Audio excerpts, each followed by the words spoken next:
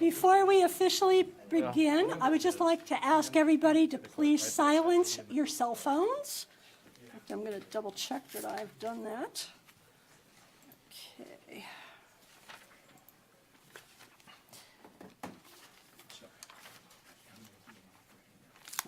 For council, 5, 9.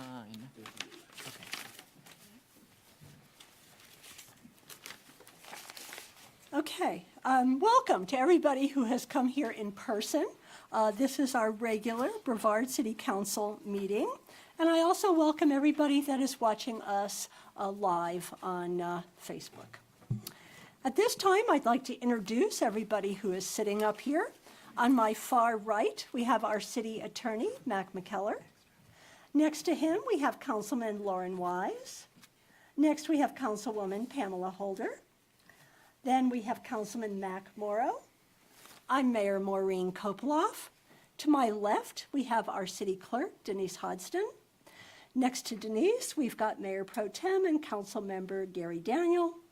Next to him, we have Council Member Aaron Baker.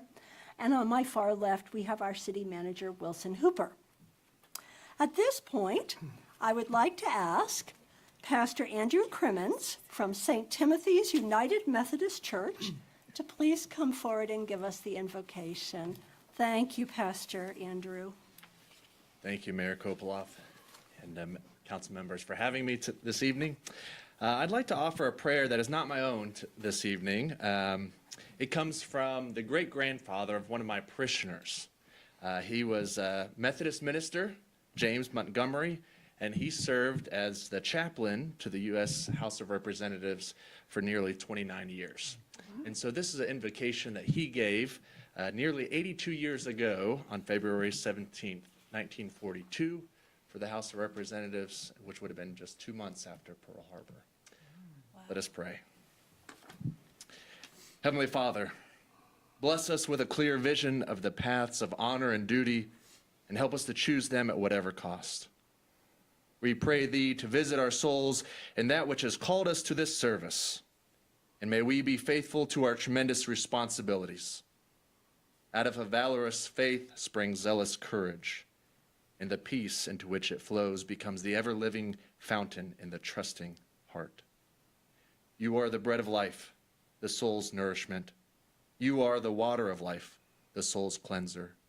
You are the light of life that leads to the soul's perpetual altar. Dear Lord, we pray for the inspiration of reason and faith, of hope and love, that the power and the prospect of a better world may rest upon us. Arouse in us a deep sense of our accountability, allowing not our duty to be veiled by distrust or selfishness, and avoiding the tragedy of failure which comes at last. Purify all ambitions and aspirations by the Spirit of our Savior, that we may fulfill our destiny and leave a title of honor that is worthy of memory. In our Redeemer's name we pray. Amen. Amen. Thank you. Pastor Andrew, can you tell us a little bit about St. Timothy's? Yes. St. Timothy United Methodist Church was founded in 1847, and it is the mother place of Methodism here in Transylvania County, and was the first Methodist work there. It was called Oak Grove. There you pass it there on Highway 64. And so it's a wonderful, vibrant ministry to this day, and people are involved in the great work of nonprofits and service to the city. And we have services at 10:55 on Sunday mornings, and all are welcome, and it's an affirming place to worship God. Wonderful. Thank you. We're so glad you're part of our community. Thank you. Thank you for having me. Thank you. Would everyone please rise and join me in the Pledge of Allegiance? Attention, honor, pledge. I pledge allegiance to the flag of the United States of America and to the republic for which it stands, one nation, under God, indivisible, with liberty and justice for all.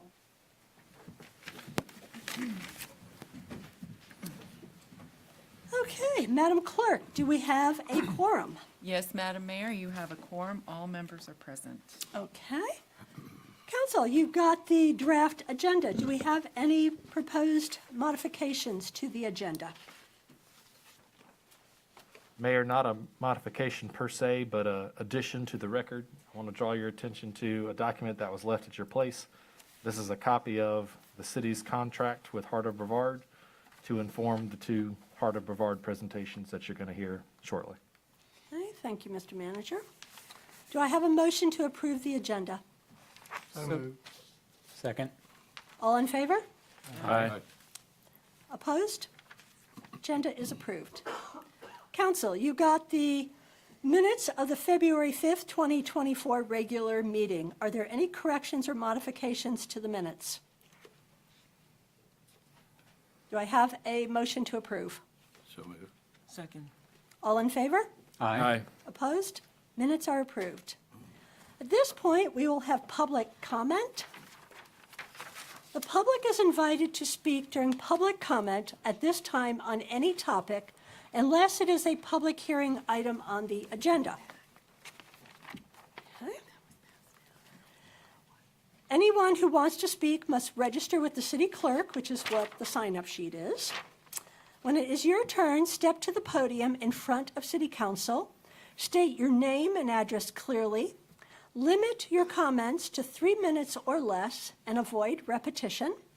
Direct comments to the full council, not to an individual council member or to staff. And I will call people up in the order in which you signed. Our first speaker this evening is Geraldine Dinkins. Thank you, Madam Mayor. Good evening, council members and staff. My name is Geraldine Dinkins. I am a resident of Brevard since 2006, and I own a home on 500 Brevard Street. I am here tonight to speak in support of the traffic calming measures that will come before you in the near future for my street. When Brevard Street was first outfitted with the long lobbied for sidewalk a little less than a decade ago, it changed the character of our street in several significant ways. The strip of concrete was mainly thought to be needed for safety, as residents and Brevard Music Center campers increasingly tangled with vehicles speeding to and from downtown. However, what we, as residents along Brevard Street, did not really bargain for was that the same sidewalk would also help us build out our individual residences into a tightly knit neighborhood. Where we had previously waved to one another from moving cars, we now had a place to learn each other's names and enough intel for friendly banter. While Brevard has grown into a popular street for homeowners, pedestrians, and cyclists alike, traffic has never slowed down. On the contrary, as we have grown as a town, it has become busier and faster, earlier in the day and later at night. Drivers have resisted all our increasingly creative tactics to slow them down. From speed traps to hand-painted signs to me dragging a few good-sized branches into the road, the average speed seems to hover 10 to 15 miles above the 25 mile per hour posted speed limit. And mind you, these drivers are all of us. These aren't just young males in pickup trucks or commuters with coffee travel mugs. These are people we know, parents bent on making school drop-off time, music center summer staffers traveling endlessly back and forth, and then the semi-regular Range Rover or Sprinter van in hot pursuit of a parking spot at the Bracken Preserve trailhead. While I would prefer for all of us to simply slow down and obey the speed limit, because driving the speed limit is a matter of respect for residents along a particular stretch of road, this seems to be too big an ask, and instead we need to resort 30 to seconds. guardrails that force cars to slow down with signs, lights, and speed tables. As city leaders, I ask you to protect our neighborhood as something of importance to our town and settle on a funding schedule to calm our street and ultimately other streets as well. I am fully aware that Brevard is a street of privilege. Nice homes, a lush campus devoted to classical music, and a popular nature preserve alongside it. However, I think it is our street. I think of our Time, street Ms. as a Dinkins, please wrap it blueprint. up. I have one more little paragraph. What needs to be done to Brevard will need to be considered for other residential streets threatened by disrespectful cut-through traffic. Combined with an investment in sidewalks, this will give rise to strong neighborhoods that are as diverse as they are strong, and this will ultimately benefit our town as a whole. Thank you. Thank you. Just a reminder, folks, it's 3 minutes. Please keep to the time limit. Next up is Martha Carlton. Did I get that right? Okay.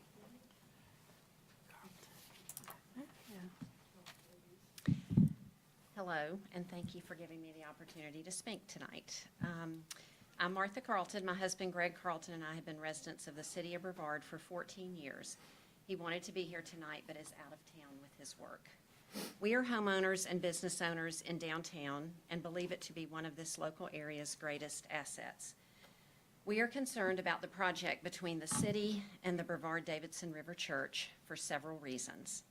Putting a multi-story apartment complex in a 100-plus-year-old neighborhood does not respect one of the few natural green spaces left in downtown, the long-term current homeowners, or the charm of downtown, which I might point out was recently an argument the council supported as a reason to change and limit the short-term rental policies in the city.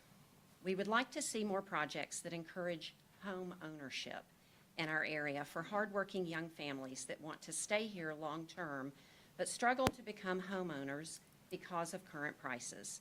Living in the city is expensive, spoken by someone who has paid city taxes for 14 years.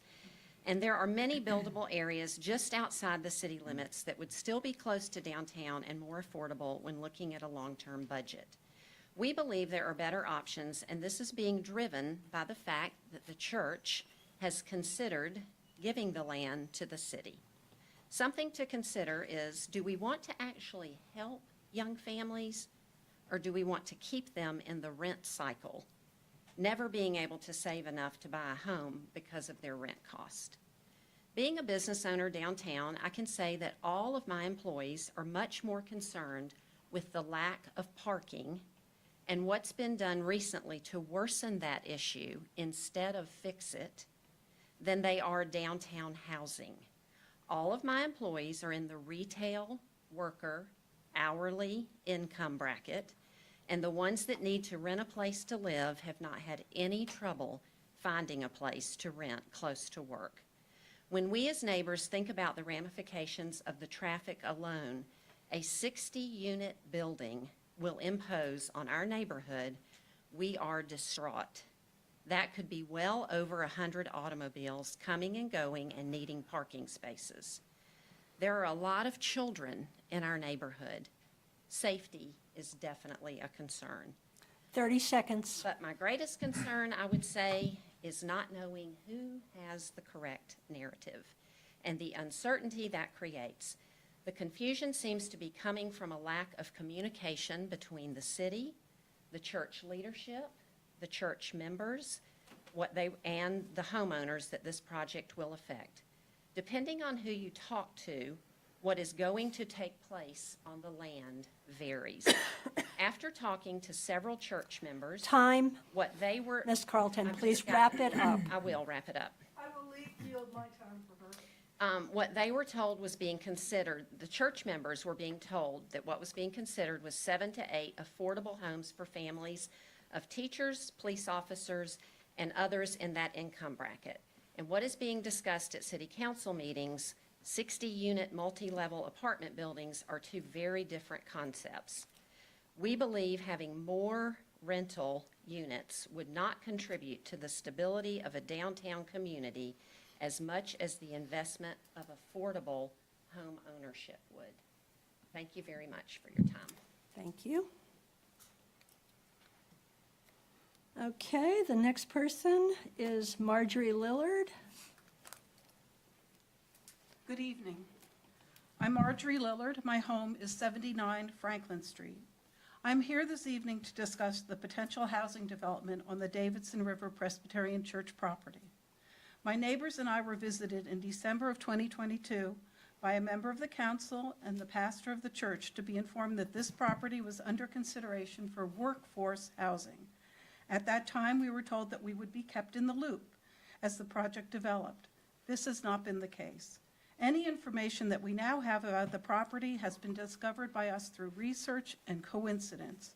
A call to DFI in Chapel Hill also resulted in the answer that we would be informed of any action on the property. Many of us have friends in the congregation, and they have no knowledge of what is being proposed on this property. In spite of this, the Housing Committee last week approved a request for $50,000 from the Housing Trust Fund to evaluate the property, with one member stating that this was premature as there is no lease agreement with the church. Some council members have said that the project is a done deal and indicated that it will be 60 units. All of the current discussion also indicates that there's no such thing as workforce housing, or at the least, no funding for this category. What category of housing is being considered? Will they carry restrictions for 15 to 30 years? What will happen after that time if the final lease with the church is for 99 years? I would also like to know the status of the 2 affordable housing projects that were announced in the Transylvania Times in 2021 on Rosman Highway and 2022 on Asheville Highway. These sites have already been approved. Our tax dollars support the Housing Trust Fund. Could this money be used more effectively to pursue these projects, not impact an established neighborhood, or fund more immediate problems, or use the money to fund more immediate problems such as housing the people being displaced by DOT projects? As neighbors of the Davidson River Church property, we would like clarity about the council's plans. The project will impact our neighborhood. A housing coalition member recently was quoted in the paper as saying about another neighborhood, "We strongly believe residents should be closely involved in deciding how," I won't mention the neighborhood, but it's their neighborhood, grows, and we wanted to give them a platform to be heard. We feel that we deserve the same consideration. Thank you. Thank you, Ms. Lillard. Our next speaker is Paula Hartman-Stein.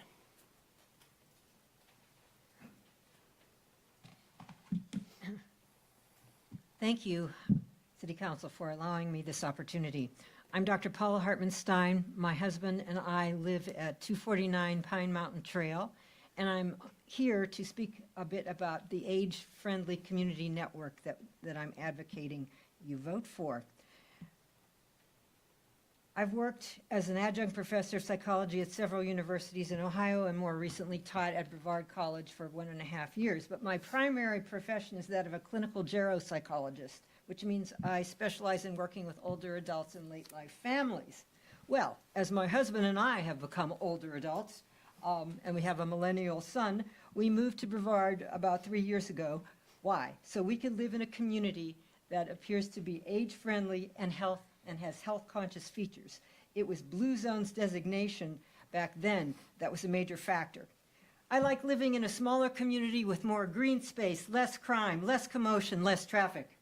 We chose Brevard because it's a place we think we could live out our lives as well as contribute. To quote the renowned theologian, Reverend Dr. Matthew Fox, "I don't want to retire, I want to refire." 8 months ago, I volunteered to play a small role in Governor Cooper's initiative to create a multi-sector plan called All Ages, All Stages to improve the resources for all North Carolina citizens. I'm co-leader of the Lifelong Learning Committee. Through that, I've learned that there are always opportunities to strengthen a state's and community's assets. So, part of what makes a community friendly for all ages is to harness the contribution of all of its residents. While working at the college, I learned about some of the ageist beliefs that young people hold and that we ourselves hold about ourselves. This, I could go into it, but it'll take too much time. I'd love to explain it more to you someday. But we have an opportunity to reduce ageism and decrease loneliness. Ageism not only affects our health, it affects our economy. There's a lot of research on this. So, in partnership with community leaders of all ages, we can work to guide Brevard toward the implementation of an age-friendly action plan. The AARP, and you'll hear more about that, community designation is an extension of the World Health Organization's work to promote livable communities, which boils down to what? Social determinants of health.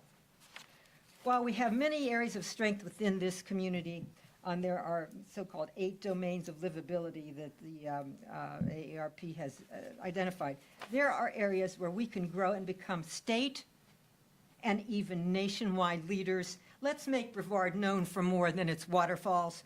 Joining the network of age-friendly communities initiates a powerful process of creating and implementing an action plan.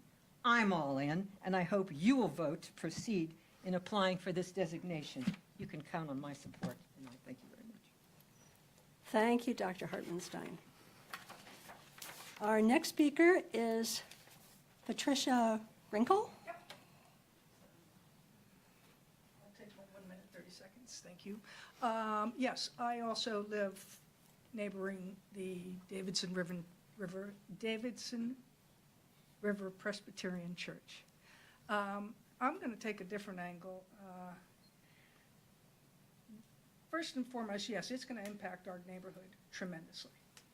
There's, I'd say, at least 35 people in that neighboring area. If you're going to put low to middle income housing, as opposed to what you first told us in December, middle income housing, how is that going to affect our property values? And are you going to lower our taxes? And how are you going to deal with the traffic? Sewage is already a problem, especially on Apple Tree Street. I disagree with the $50,000 being spent. I think you're putting the cart before the horse. The area has several federally protected animals. So it just seems, like I said, putting the cart before the horse. And yes, lack of communication, very frustrating. We're getting rumors, hearsay from all sides. So we don't know what's going on. And it affects us, okay? I understand you want to do some affordable housing, but we need to be a part of it. This is our community, our neighborhood. And we've all spent considerable amounts of money paying taxes and making beautiful homes. You've been there. You know what it's like. So a little more communication. On another subject, please can we get our streets fixed? French Broad is just horrendous. And parking, yeah, need to do a better deal on that too. Oh, the 30 sidewalk. seconds, Ms. Rinkle. The sidewalk from the mud hole, that's not a sidewalk. That's ridiculous. You throw some gravel down there and call it a sidewalk? Somebody's going to get hurt on that, and that's a lawsuit waiting to happen. Thank you. Thank you, Ms. Rinkle. Our next speaker is Sarah Knapp. Thank you. My name is Sarah Knapp, and I'm a volunteer with the AARP North Carolina Mountain Region. And so a couple of years ago, I had the great satisfaction of working with Mark Burrows to develop the successful application for an AARP grant to support the City of Brevard's community garden. And now I'm excited to participate in an even more far-reaching initiative, as later tonight, the Brevard City Council will consider its application to join the AARP network of age-friendly communities. Age-friendly means great places to live for people of all ages. It means having good, affordable housing, walkways and bikeways, places to take wheelchairs and strollers, transportation options that are suitable to the area, and a wide array of social activities and opportunities for all of us to volunteer, pitch in, and make a difference. Age-friendly communities come in all types and sizes. Last May, North Carolina became the 10th state to join the age-friendly network. Age-friendly communities in North Carolina include the largest population areas of Wake and Mecklenburg counties, but also communities more relatable to Brevard, such as Buncombe County, and smaller cities such as Mount Airy and Archdale. And most notably, the city of Hendersonville became an age-friendly community earlier this month. So let's emphasize the word network. There are more than 800 AARP age-friendly communities nationwide, sharing a vast array of information on innovative ways to solve common issues. Becoming an age-friendly community isn't about making Brevard a great place to live. It already is. It's about expanding our resources to sustain the best that Brevard has to offer and continuing to take simple steps to ongoing improvements. And I look forward to being a part of this. Thank you. Thank you, Ms. Knapp. Our next speaker is Steve Studebaker.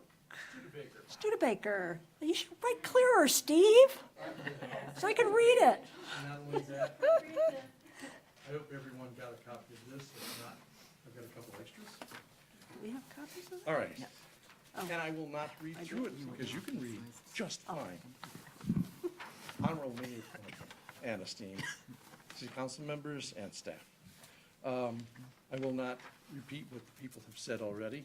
It is a wonderful town, and we thank you for your time and listening to hear that. We know that there's a future, and we know that planning for it is substantial already. But in all of the planning, you may not have all the resources that you could apply to it. And those resources might come from within the community, volunteers who are ready and willing to help you, and an organizational plan that goes with it. My second page simply says what the state thinks your growth is going to be. And it is quite a bit in our aging categories. If I go to the third page, it simply talks about the various things that you might have to consider, either as a county or as a city, in taking care of your well residents and those that are getting older. And the one thing that we're looking for is trying to plan towards people aging in place in their own homes, which is what people prefer substantially over having to go to a nursing home or an assisted living, which, as you all realize, or will in the future, that's very expensive. Yes, they refer to our eight domains of planning, and one would be overwhelmed to try to do all these things at once.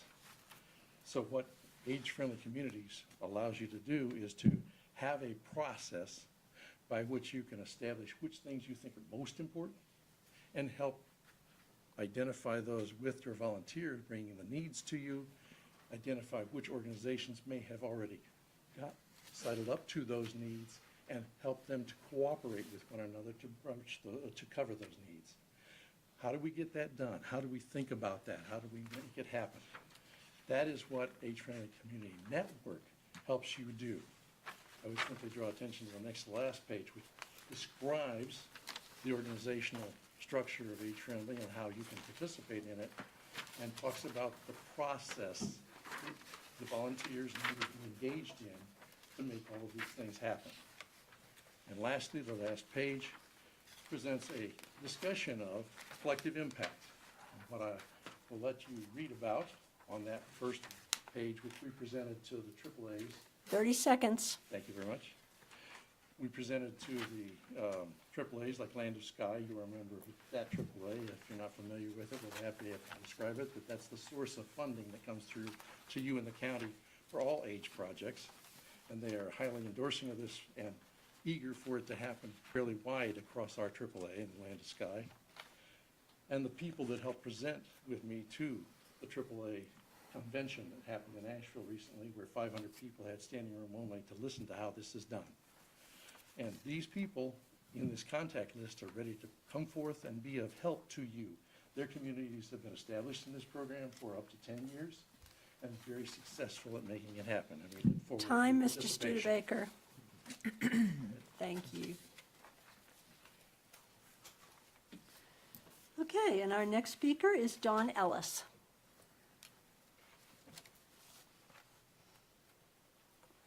Hi, I'm Dawn Ellis, and I live on 75 Apple Tree Street. I also own the house 59 Apple Tree Street. The main thing that we have is conservation of the endangered species back there. It's one of the green areas that has black-tailed vultures that are protected. There's a woodpecker, I've forgotten the name of it right now, that is federally protected. I tried to get a picture of it last night, but I have 4 schnauzers and they barked and it moved before I could get a picture of him as he was going around poking holes and everything. We have foxes. We had 3 sets of deer fawns last year back there in that wooded area. We have a lot more things. You can't move a box turtle, because if you move a box turtle, they go absolutely into their shell and die. That's an endangered species, again, that we have there. There's, the Bible says, love thy neighbor. You need to be taking care of the neighbors. And we're, all the people on our streets around the church and stuff, which I am a member of that church, all the people around that street take care of these animals. It's one of the few green areas left in our town. And the reason I moved to Brevard in '75 when I graduated from college was because it was a nice town. It's not the same as it was in '75. I've owned the house for 39 years on Apple Tree Street. I bought it because it had wood behind it. That's the reason I bought it, is because I grew up in the country where you work. I've been taking care of the church property for 30-some years and spent over $40,000 now keeping that property from invading my property. I asked to buy part of it. 3 times I've been told I don't know who owns it, whether the church or the diocese. We need to take care of our neighbors. I've lived there 39 years. My neighbor across the street, Sandra Reed, she's lived there probably 48 to 50 years there. It's a nice street. You're going to have to do something about East French Broad if you're going to put more traffic on it. You're going to have to do something on Johnson Street if you're going to put traffic on it, because we barely can make anything get out, in and out with the community center across the street. And you sit at the stoplight or the stop sign. Don't mind the stop lights. I don't like the roundabouts, but the stop lights are fine. At least everybody knows we need to be here and listening to our neighbors. That's who our town is. We elected you to take care of, is our neighbors, and take us in consideration. Is because we're not asking for much. All we're asking is you put it in a different place where you don't have to waste our tax money of $50,000 seeing if it is buildable. I can tell you right now, parts of it is not and stuff, and you need to think about that. Thank you very much. And I need to excuse myself because I have a dog that's on chemo. Thank you, Ms. Ellis. Okay, and that is everybody that signed up for public comment. All right, moving on. Our next item we have 2 special presentations tonight. Our first special presentation is the Heart of Brevard Annual Update, which I believe Nicole Bentley, our Heart of Brevard Executive Director, is going to be presenting.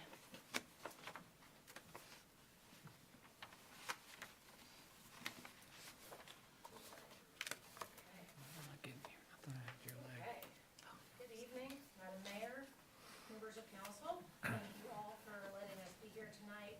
I'm going to just provide a little bit of backstory and history on Heart of Brevard for our new members.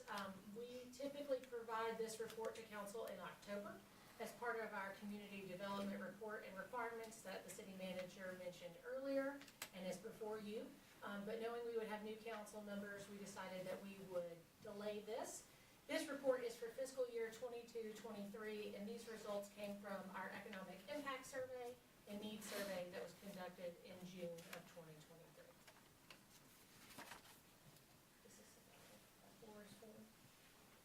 Awesome. Okay, as I mentioned, I would like for us to spend a lot of time tonight thinking about the future of the Heart of Brevard and downtown. But first, let's start with who we are and what we are. We are celebrating our 30th birthday last year. We are an independent nonprofit that contracts with the city of Brevard to provide downtown management and economic development services. In the past 30 years, we have helped generate $67 million in public and private investment and created more than 700 new jobs within the district. We are a nationally accredited Main Street community And that is quite an accomplishment, but that also means that we have access to grant funds and resources at both the state level and through Main Street America. We use the Main Street framework of design, promotion, economic vitality, and organization to inform our scope of work. That is also the layout of our community development contract that you see before you. That contract outlines the services that the Heart of Oaks will provide to the district. That includes the 3 special events a year: economic development within the district, economic vitality, marketing downtown, working with property owners to market vacant spaces, of which we are privileged to not have that many. I'm not sure what this. And also promotion of downtown, not just our events, but the district as a whole, as a destination and a gathering space for our community. The mission of downtown in the heart of Brevard is very simple. It is to maintain a vibrant and vital downtown. And we do that through the ways we just mentioned: promotion, economic development, coordination with our other nonprofits and businesses within downtown.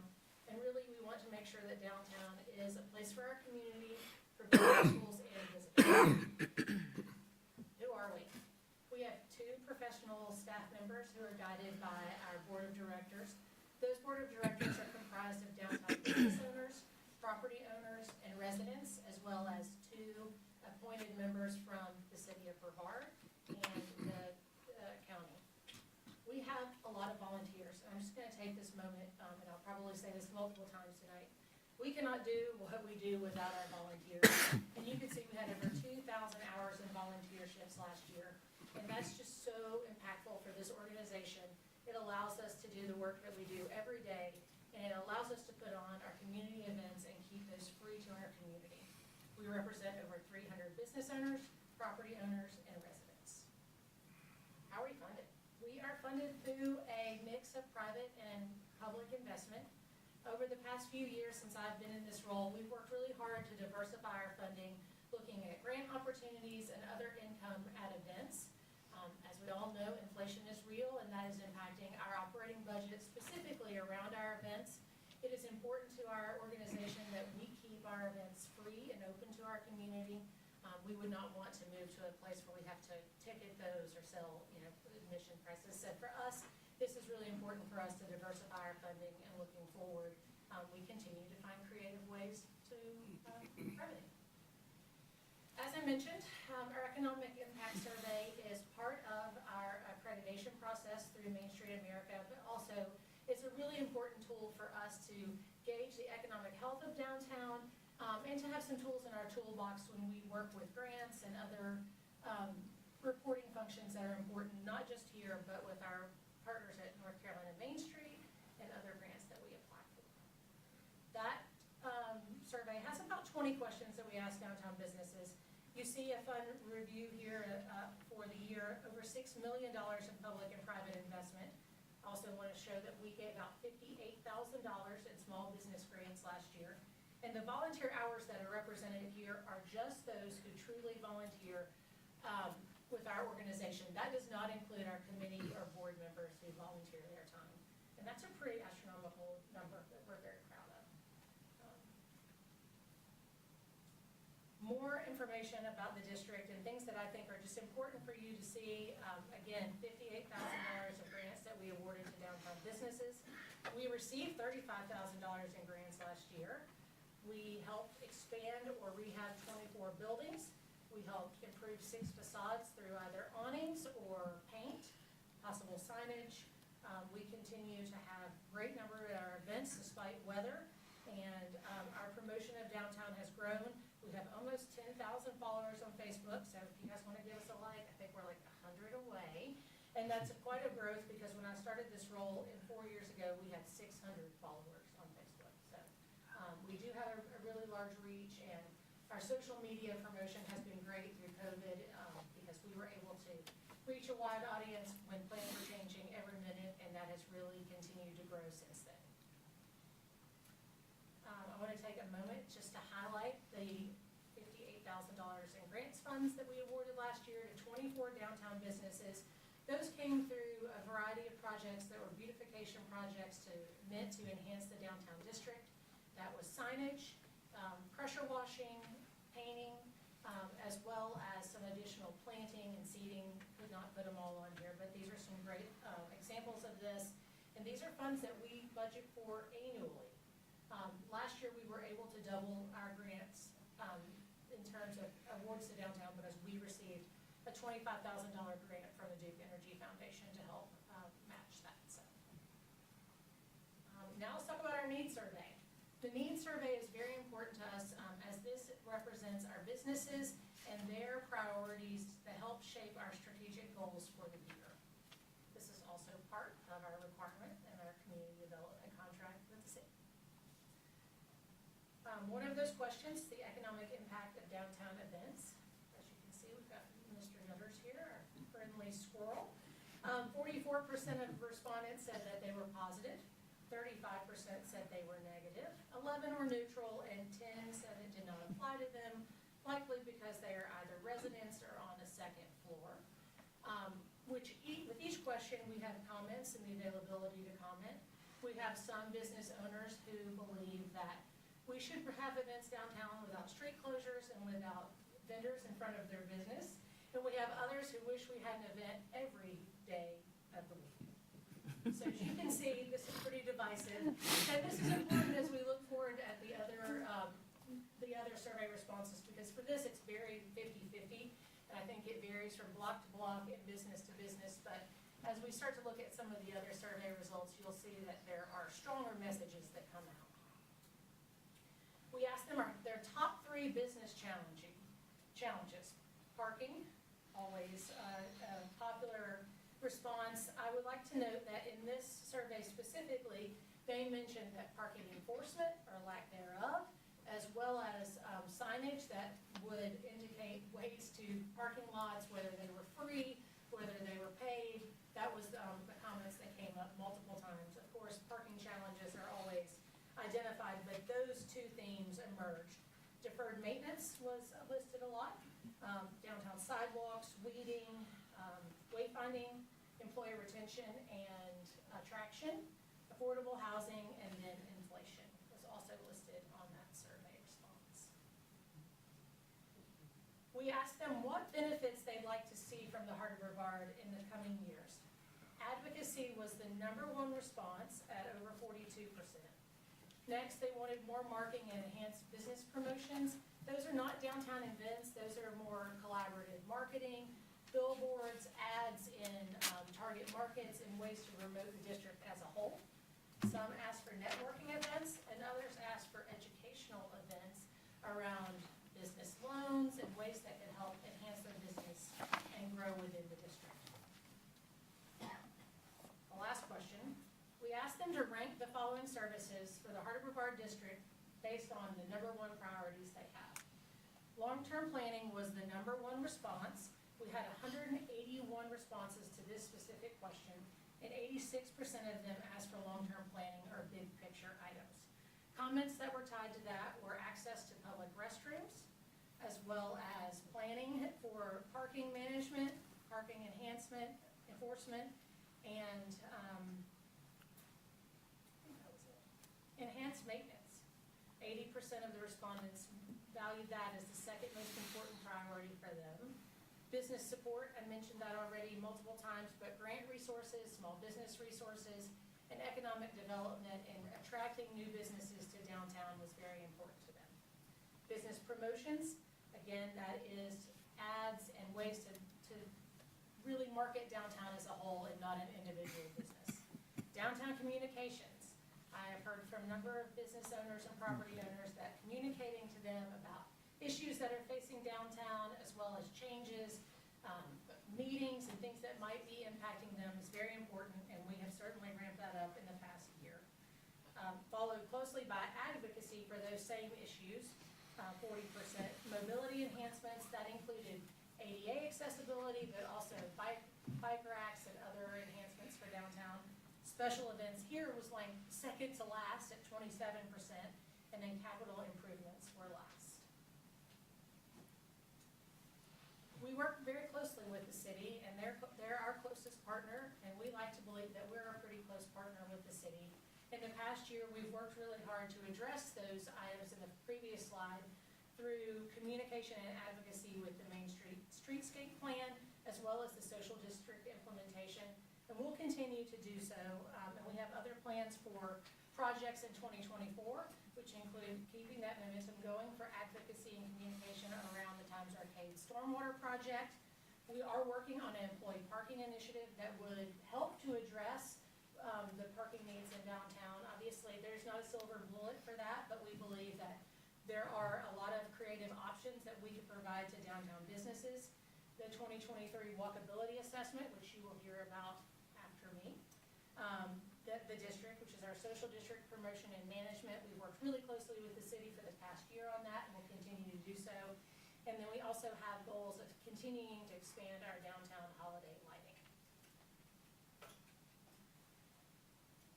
The purpose of these surveys for you guys to really understand that it's hard for us to think about how we move forward in the coming years and balance the needs of the district and what we've heard from them in these surveys, and continue to put on our community events and at the same caliber that we've done so. While this is a look back on last year's survey, we really want you to think about this as we make decisions. This is how we will prioritize and set goals for downtown. We serve as the voice of downtown, and I'm so a believer, if you're going to do surveys, we have to listen to them.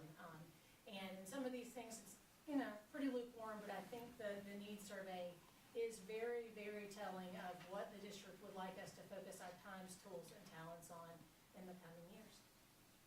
I'm happy to answer any questions. Thank you, Ms. Bentley. I will open it up for council questions. Mr. Wise, any comments or questions? I don't. I just want to thank you for all the work you guys have been doing. Ms. Holder? Thank you as well. And I'd like to know if we get a report back later to follow up how the concerns were addressed? Or do you do that? You'll hear from me on February 29th at the strategic Gotcha. planning retreat. So typically I'll report to you twice a year, but I am happy to do more if council would like to have more All right. feedback. Thank you. Mr. Morrow? We're fortunate. Mr. Daniel? No questions, but I also appreciate the work that you do to help the city. Mr. Baker? All right, I got a question. Well, I'll echo that. I want to thank the Heart of Brevard. Obviously, downtown's been through some changes over the last little bit, and I think the collaboration and the communication, both from the city and the Heart of Brevard, has never been better in my time here. And I think that was pretty critical through some changes downtown. My question, I guess, and I'm glad you went back to this slide, has to do with capital improvements being at the bottom of this list. And I guess I know this is a survey, and you may not know, the reasons behind how people ranked these, but I'm wondering if you get the sense that that is due to the capital improvements that we have just accomplished, and people feeling like we need to focus on some other things for a while, or what the reasons might be why that's at the bottom of the list. Yes, the city manager and I have had a similar conversation. And I do think that the timeliness of this survey that was conducted at the end of the summer as the East and West Main improvements were completed probably weighed into this, but I do think that the enhanced maintenance request and the deferred maintenance that was referenced in the earlier survey responses are more of a direct correlation to that. Great, thank you. Thank you guys, I appreciate your time. Thank you, Ms. Bentley, and I'll just add my thanks. You guys do an incredible job with a small staff, and we really appreciate everything that Heart of Brevard brings to our community. And we are now going to have another presentation from Heart of Brevard on the downtown walkability assessment. And Anna Davis and Maggie DeLapp are going to be presenting. Anna is the Heart of Brevard Vice President, and she is on the Built Environment Committee. And Maggie is also a member of the Heart of Brevard Built Environment Committee. Ladies? All right. Good evening, everyone. We wanted to start our presentation by saying thank you to all of the city council members for participating. It's hard to hear, but is it on? Oh, better. Yay. We thank you so much for taking your time. It's quite an endeavor to walk around Brevard and think about our city a lot differently, but we really thank you for taking your time. And also thank you for allowing us to make a formal presentation of this data to you guys. We also want to thank city staff for being here and listening, and we hope collaborating on some of the items that we're going to discuss today. So Madam Mayor did a great job of introducing me, but I'm Anna Davis. I work for Platt Construction here in Brevard. I'm the construction business manager. I'm the vice president of the Heart of Brevard Board, and I'm also a member of the Built Environment Committee. Thanks. I'm Maggie DeLapp. I'm an architect, also over at Platt, but I'm here today as a committee member for the Heart of Brevard Built Environment Committee. I just wanted to jump in and start with a little bit of, why are we doing a walkability assessment, how that fits in. As Nicole spoke to in her presentation, Heart of Brevard's purpose is to maintain a vital downtown. We serve as the voice of downtown by communicating concerns, advocating for policies, maintaining relationships with city and county officials and with staff, and addressing important social issues. This is the category on the survey that came up, under advocacy work. So with all that in mind, we really see this walkability assessment as an important part of how we execute this mission. So I'm someone who works downtown Brevard, and on my daily commute, I'm not particularly focused on looking down, assessing the sidewalk conditions. It's get point A to point B, mostly on time. But anyway, with this walkability assessment, we did take the time to slow down, to look down, and to document our built environment. And in doing that documentation, we're hopeful we can make recommendations for ways our downtown can become more accessible, can become more walkable, can become safer, and in those ways ultimately become more successful. So this is actually our third year of performing this assessment. In the prior 2 years, we asked city council members of the Downtown Master Planning Committee to do this assessment with us, and this year we decided as a group to open it up to more city council members, including members of the Public Safety Committee and of the Public Works Committee, as well as the newly elected city council members. We wanted to better acquaint everyone with the issues and opportunities that both enhance and challenge our downtown as one of the most important, maybe the most important economic development center in the city and the county. So here's the map of where we did our study. You can see we broke it into 4 different colors for 4 different teams. Each team had a committee member or members, as well as council member or members, depending on the group.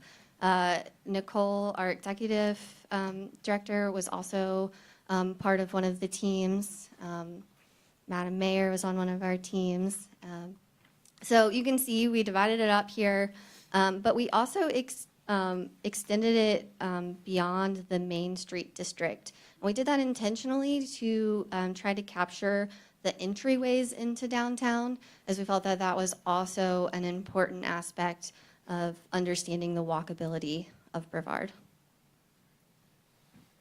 So this year, we developed a really cool tool using a program called Smartsheet, where we could collect data using our phones, our tablets, in the field.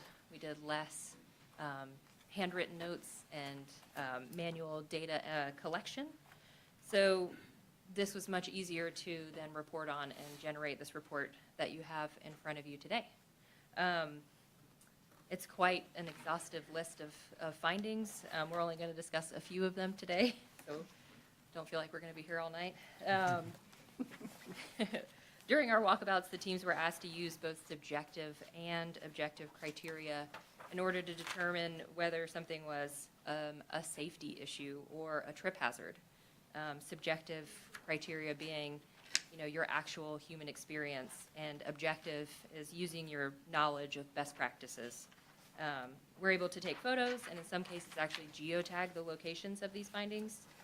Overall, we collected 245 different findings amongst the 4 teams. Great. So one of the ways we look to kind of process this data is we asked each team to give a priority level to each entry. So if you're looking in the booklet, you'll see a little red, yellow, or green dot next to the lowest priority, red being the highest priority. But again, this was just a subjective way we asked the teams to think of data. That's right, and it's worth noting that we also didn't just focus our efforts on the publicly maintained and owned property. We also collected findings in the private sector. Of these 245 findings, 24% of those were on privately owned property. And Heart of Brevard is committed to working with those private sector business owners in order to help fix or enhance those issues that we found. Your packets hold mainly public sector data, but there were a few areas in which those overlap, and so those are included as well. Okay, the next thing we asked each team to look at was what category they thought each entry would fall into. So as a committee, we came up with 4 different categories. You can see them on this graph here. The one at the top being enhancement. So we thought this as an opportunity for improvement by addition. The next was a maintenance issue. That's fairly self-explanatory. The third was, is it an aesthetic issue? So that could be anything from something that needs a new paint job, or image, something of that manner. And then we also asked the team if they thought it An issue that we saw across all the teams, these uneven brick pavers that have shifted or moved since they were installed, present a safety and a trip hazard for those folks who are parking along the road and need to travel across it to get to the sidewalk in order to make that safer for people commuting up into downtown. All in total, there were 117 different safety issues, and 97 of those were marked as a trip hazard. And we want to make sure that those trip hazards structure, and there's definitely not an easy fix to that. But we did think it was important to include because, we felt that it is negatively affecting the look and feel of our downtown. This next item that was marked in the aesthetic category, again, you could argue maybe this would also be an enhancement, but this team remarked on the lack of plantings or green space on the far west end of downtown. Next, we're moving on to the enhancement. This is an example of the connectivity between 2 different parking lots. So the image is actually of the city parking lot on Jordan Street that's across from the police station. And the city employee lot is directly across from that. And I frequently park either in the bank lot or in this lot, and we actually saw this a little bit while we were walking around, is that there's a natural place where people want to cross the road. And these are marked in green in your booklets. The second enhancement opportunity we saw is there's a variety of utility poles that are, placed encroaching the sidewalk and making them less accessible for folks. And so, again, we're unsure of the true methodology of how these utility poles get placed, but it does seem like an enhancement opportunity in order to develop some kind of standard for how these poles get placed, or some kind of communication with the utility in order to have these moved and have our sidewalks become accessible. Great. Okay, so the last category are the blue tabs, which is maintenance. This image, again, all of them could kind of go in a lot of different categories, but we decided on maintenance for this particular one. This is an example of the tree planting well, where obviously the tree has grown, it's heaved the original pavers out of the way, and the planting material is spilling onto, in this case, the brick pavers. In other cases, it's more onto the sidewalk. But again, we just felt like this fell in the maintenance category. This next maintenance example, this here again has to do a little bit with the utility infrastructure. And I don't know exactly what happened in this situation, but I guess the pole was either added or moved. The original sidewalk had to be cut out to accomplish this work, and then it just wasn't filled back in. So in its place, we get, a mix of gravel and weeds, again, becoming a maintenance issue. So we know that this report lengthy and can feel overwhelming, and in a lot of ways can be construed as negative view of downtown. But this doesn't tell you about all the good work that's been done over the year. It doesn't tell you about all of the wonderful improvements that the city has made. And we don't want to present this to you as 245 safety hazards or wagging our finger at deferred maintenance. We see this as 245 opportunities to make downtown a safer, more vibrant community that's walkable for everybody. And we hope you'll use this as a tool to develop your strategic plan and allocate resources in the future. If you have any questions, we'd be happy to take them. Thank you, ladies. We will open this for questions. Mr. Baker. Yeah, thanks.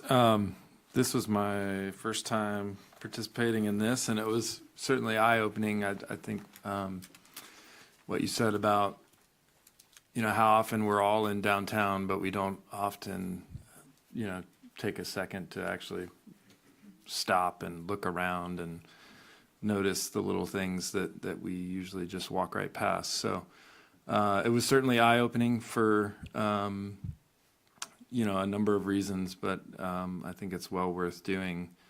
And I want to thank the Heart of Brevard for putting this together. Just a comment, and I know you talked about the utilities, but I think that for me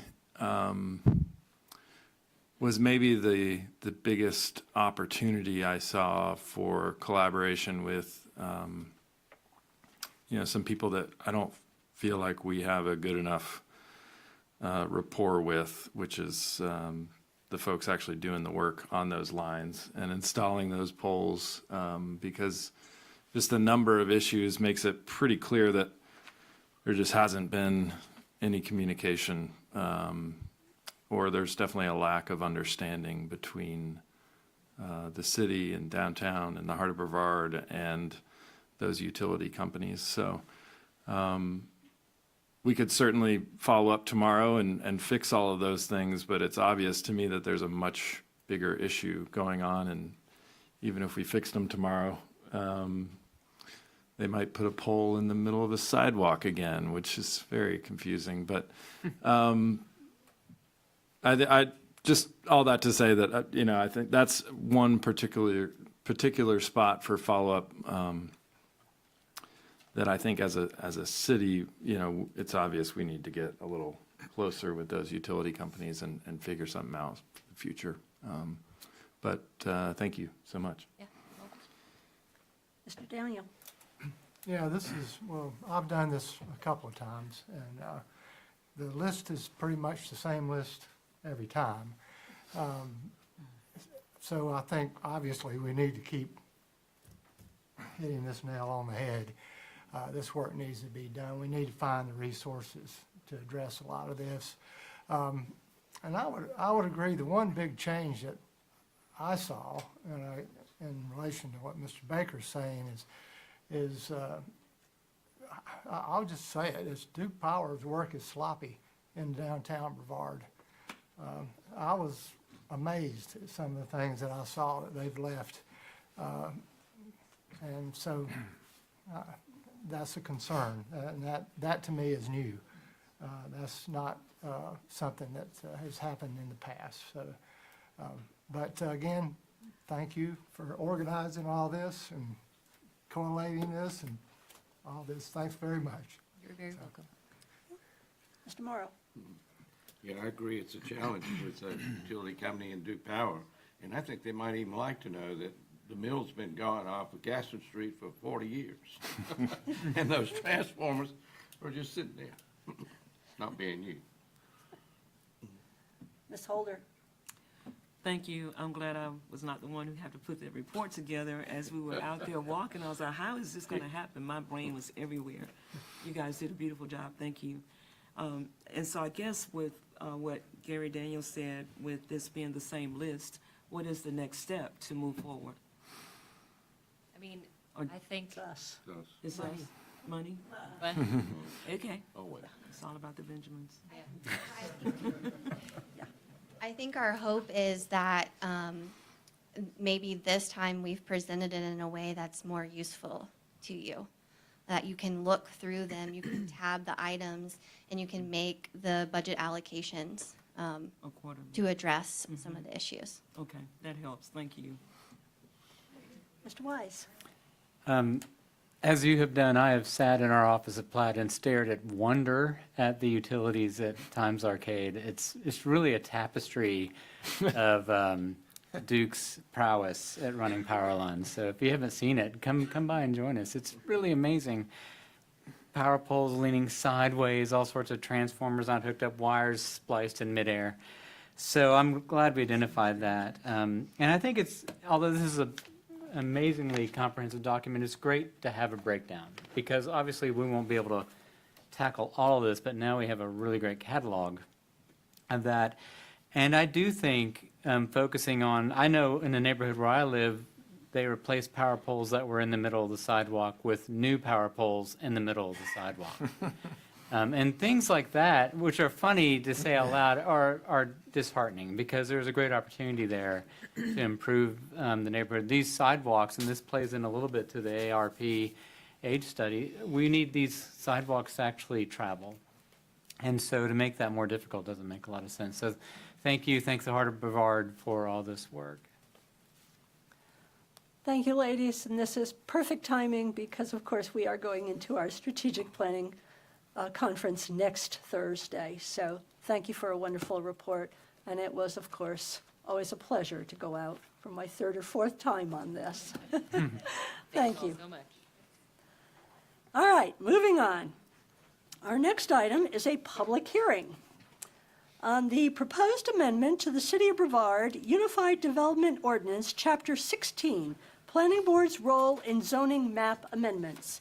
And I believe Mr. Aaron Bland, our Assistant Planning Director, is going to present. Yes, ma'am.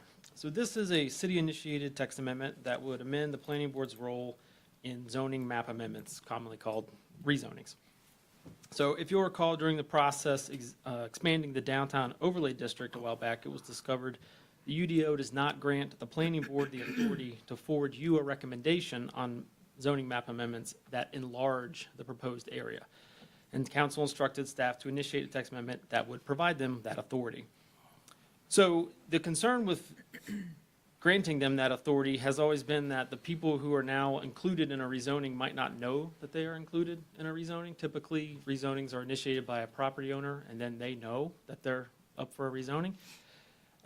So neighboring property owners that become involved due to an increase in the proposed area need to be made aware of their inclusion. And so to do that, we have included a provision that if the board wishes to recommend an increase in the rezoning area, they must hold a second planning board meeting, which we would send a letter out inviting all the newly affected property owners, inviting them to that meeting, and then the board can hear from them and forward on their final recommendation to you. We've also taken this opportunity to include another notification provision that if the city initiates a rezoning, then all property owners are sent a letter giving notice for that proposal and inviting them to the planning board meeting as well. Currently, the only required mailed notice is for the public hearing, this step right here.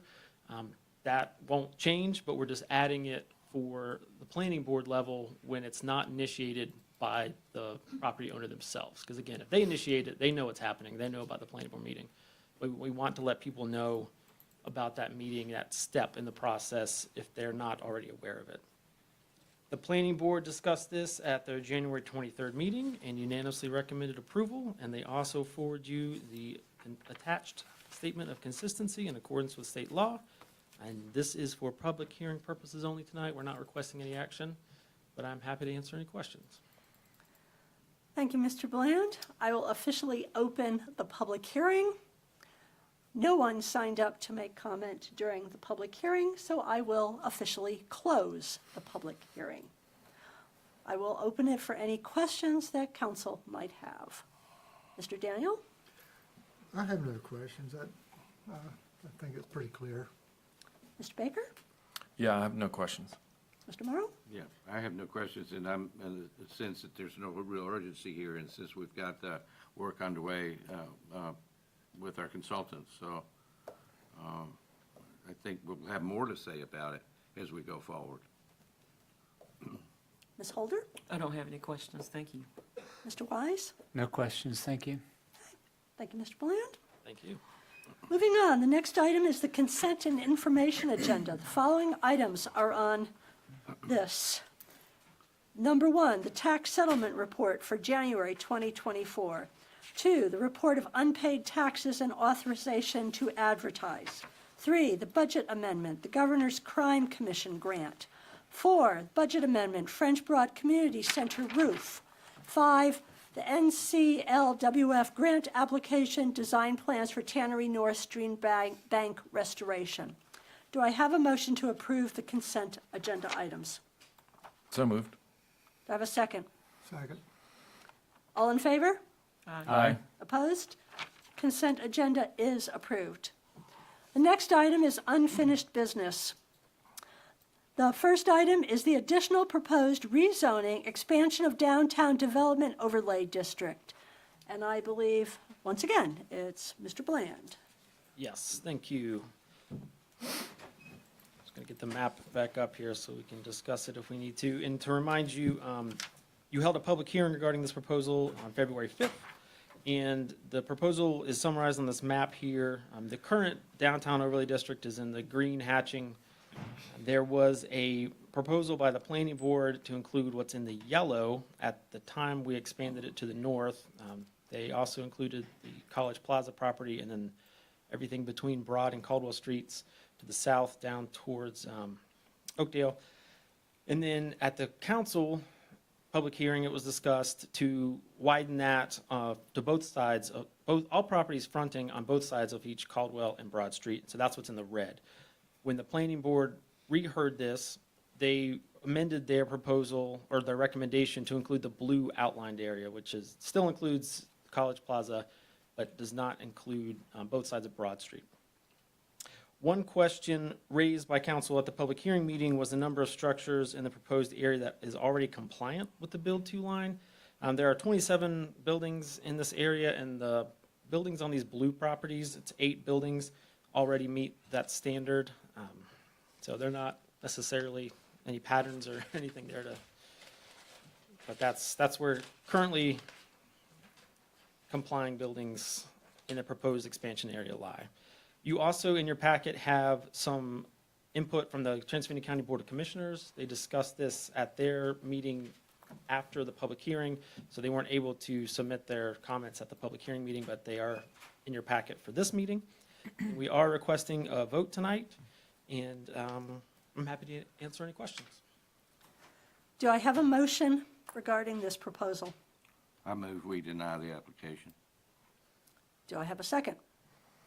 Can I ask for clarification? Yes, Mr. Daniel, go ahead. What application? I'm looking at what application? That's what number 5 says. That's an option. Strictly speaking, there's no application. This was a city-initiated rezoning, so I mean, This ordinance, is that what the? So, Mr. Morrow, do you want to Yeah, reword your motion? As I said, I think, and I'm all for what we're trying to do here for, and it seems to get better every meeting, but as it says here that we're underway with the rewrite of Chapter 5 of the UDO, which includes all our city's architectural standards. I just think we can wait till that rewrite is complete and then look at this again. So, Okay, okay. Does that make Change sense, the Gary? I think I understand what you're Okay, so look- against this. yeah, so. I'm just saying, put it on hold until we get Chapter 5 underway. So, all right, I want to make sure we've got the motion clearly stated. Okay. So are you recommending that this be tabled? That's- Or is that, That works. Mhm. all right, so your motion is to table this until a later date after the, Or until we're complete with the rewrite of Chapter 5. okay. Do we have a second to that motion? I'll second that. Okay, we'll move into discussion. Mr. Morrow, any additional comments regarding the motion? No, if I thought we were going to see some big change in next year, so it might be different, but I don't in this zoning area, so I think time is on our side. And the reality of form-based code has been a long time coming, and that's an exciting event in its own self, and so I think having that, I understand, would actually enhance this. Ms. Holder? I'm not sure, honestly. I was thinking that this answered the question that we had talked about last time to include that property in the overlay. And so I'm honestly, I understand what you're saying. I'm just not clear in which direction. So I'd like to hear more comments. Okay, we can always come back to you later. Okay. Mr. Wise? Pamela and I especially kind of jumped into this halfway, so I'm still trying to wrap my head around the purpose. But one of the things I'm concerned about, and I sent an email about this to our staff, is when we're looking at these districts, we're kind of dividing some of these streets down the middle. And architecturally, at least, that's not a great way to define the district, because it kind of means a lopsided development could happen on each side of the street. I also realize that this is a sort of difficult process to delineate. And I think my questions are, I just don't feel comfortable approving something I don't fully understand yet. So I'm actually in support of the district. We also, as you said, we're doing a lot of work with the UDO. So I'm just not exactly sure where we are with this and what the end goal is and what we're trying to achieve. What I don't want to do is kind of slap this district on without really taking some time to understand what it is. And that may be me.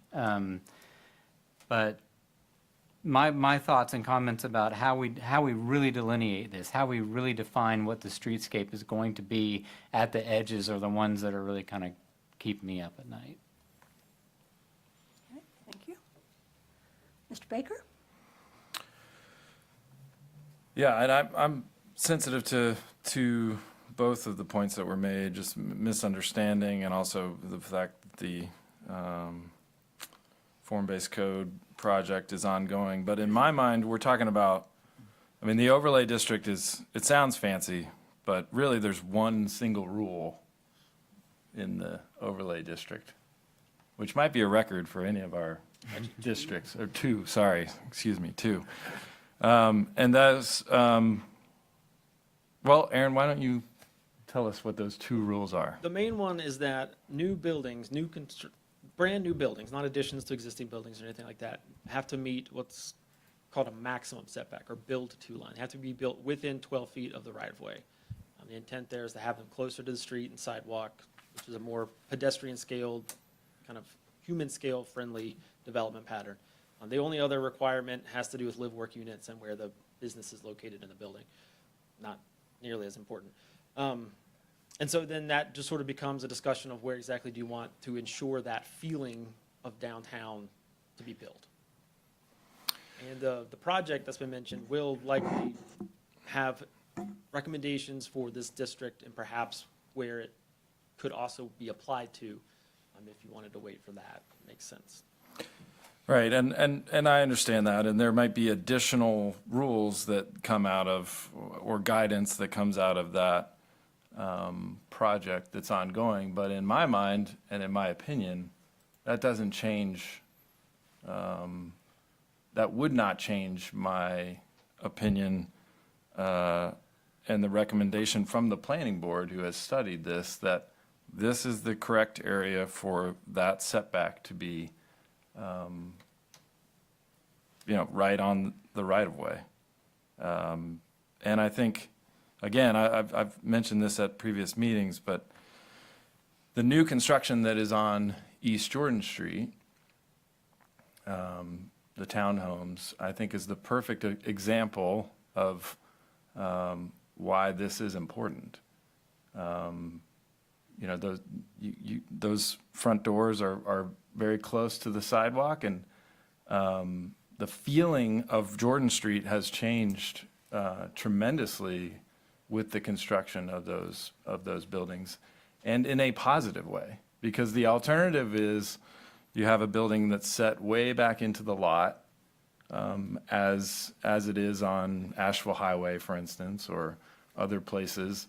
And once that new building is built that way, you lose the opportunity to extend the feeling of walkability in downtown until it's torn down and rebuilt. So to me, this is an important change for the future of downtown. I mean, we just got this huge document on walkability, and certainly all of this is important. But one of the things that creates walkability is where the buildings are built. And that is what separates our downtown from the rest of the city. And it is what creates, the walkability and the economic driver that we've learned so much about tonight. So I understand the reservations. I hope my fellow council members can understand my position that setback doesn't really change whether we, the positive impact of that setback doesn't change no matter what, we determine through the form-based code discussions or anything else. Mr. Daniel?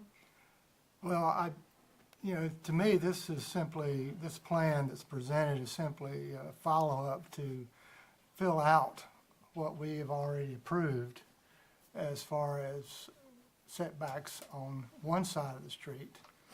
And the issue being that we would like for our street to look the same on both sides and be a downtown, if that's the plan, and that is the plan here. I'm not sure as far as the form-based code, I think this is establishing, number one, what we would expect the form-based code to work with. Would that not be correct? Yeah, you would sort of be establishing what you defined as the downtown character area to apply those sorts of regulations to. So by doing this, we are simply saying this is downtown, is what I hear you saying. And I think that would be what I hope our plan would be, that our downtown would grow and that it would look like a downtown rather than a parking lot on one side of the street and a downtown on the other side of the street. We're really trying to just find balance here, not create to me it's balance. Both sides of the street will be downtown, not just one side. So I think it makes sense personally. Thank you, Mr. Daniel. Ms. Holder, we'll go back to you. You had. So when I was listening a few minutes ago, one of the things that popped in my head was about the divisiveness of the streets, the division of the street, which Lauren just highlighted as well. And so, and then Gary, from what Gary is saying, the streets would not be divided. So I need clarity on that.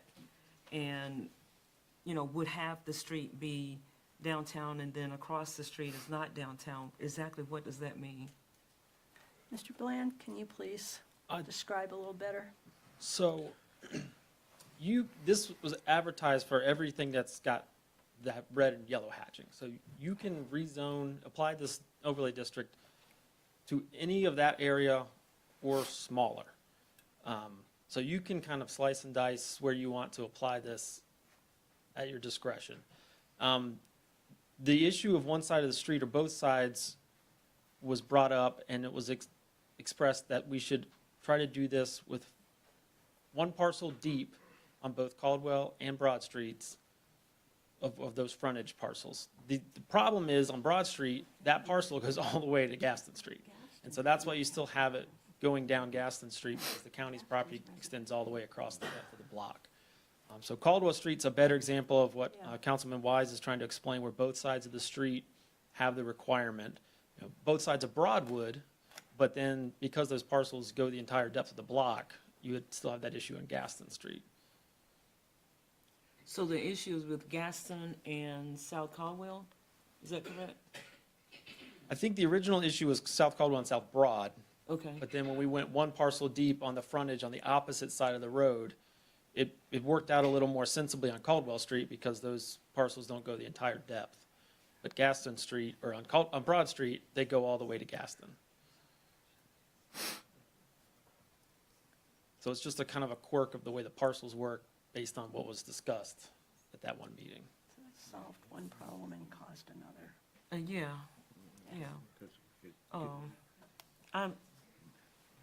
I just don't like that idea from what I understand about this. Thank you. Mr. Morrow, did you have another comment? Yeah, because the question about, and this has been true always, that the Maple Street neighborhood, there has never been a buffer in zoning.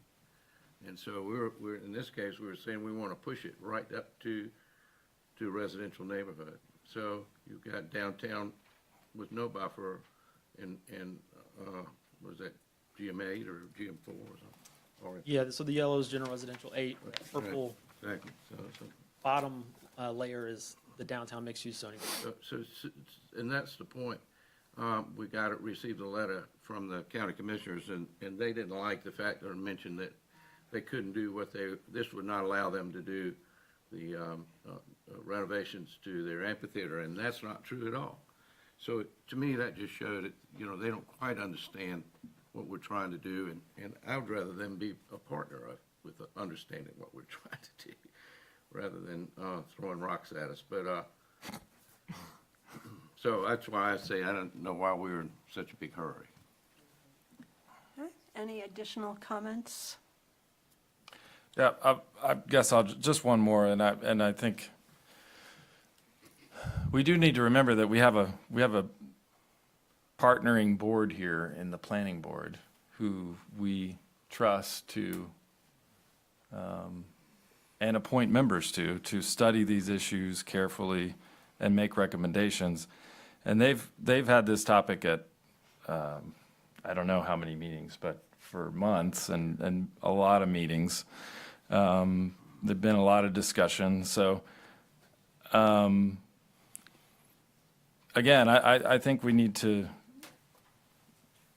study the issue for ourselves, of course, but also take the recommendation of the boards that we trust to go even deeper on some of these issues and study them at a level that,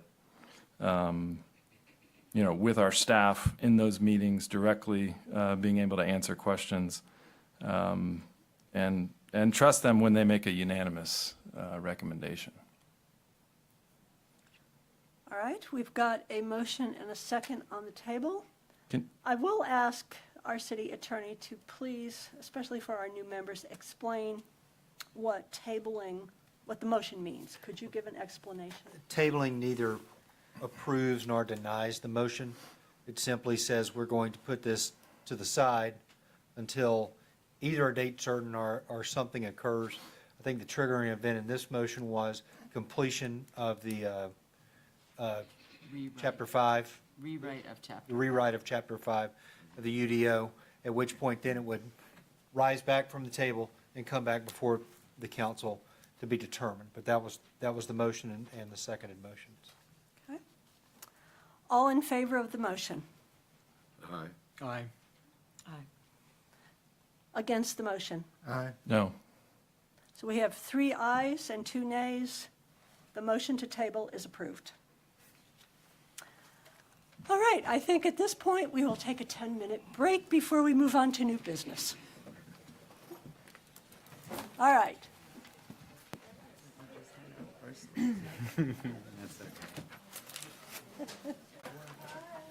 Holy, Nobody laughed at it.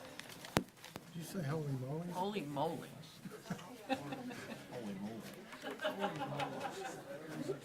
Thank you. I don't think so.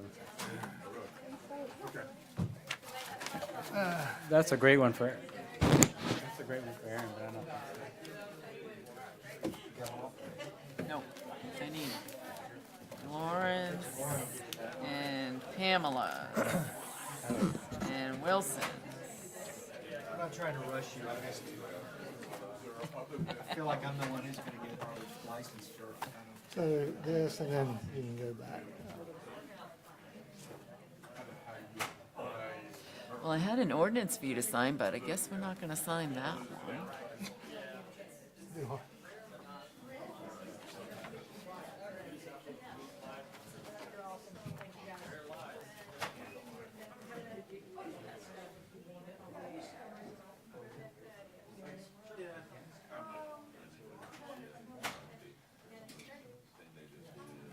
Great presentation. Thank you so much. This is a contentious, high-pressure world of city council. I really love the overlay. No one's clarified what's happened at the edges. That's the one. This is amazing. I mean, seriously.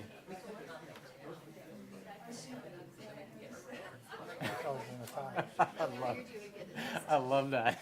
Let's just scrap some stuff. Two of them told me that. Separate. It's an, I mean, this to me is like a great. Only in that case, only in public A real meeting scenarios.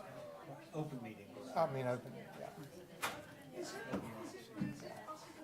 Well,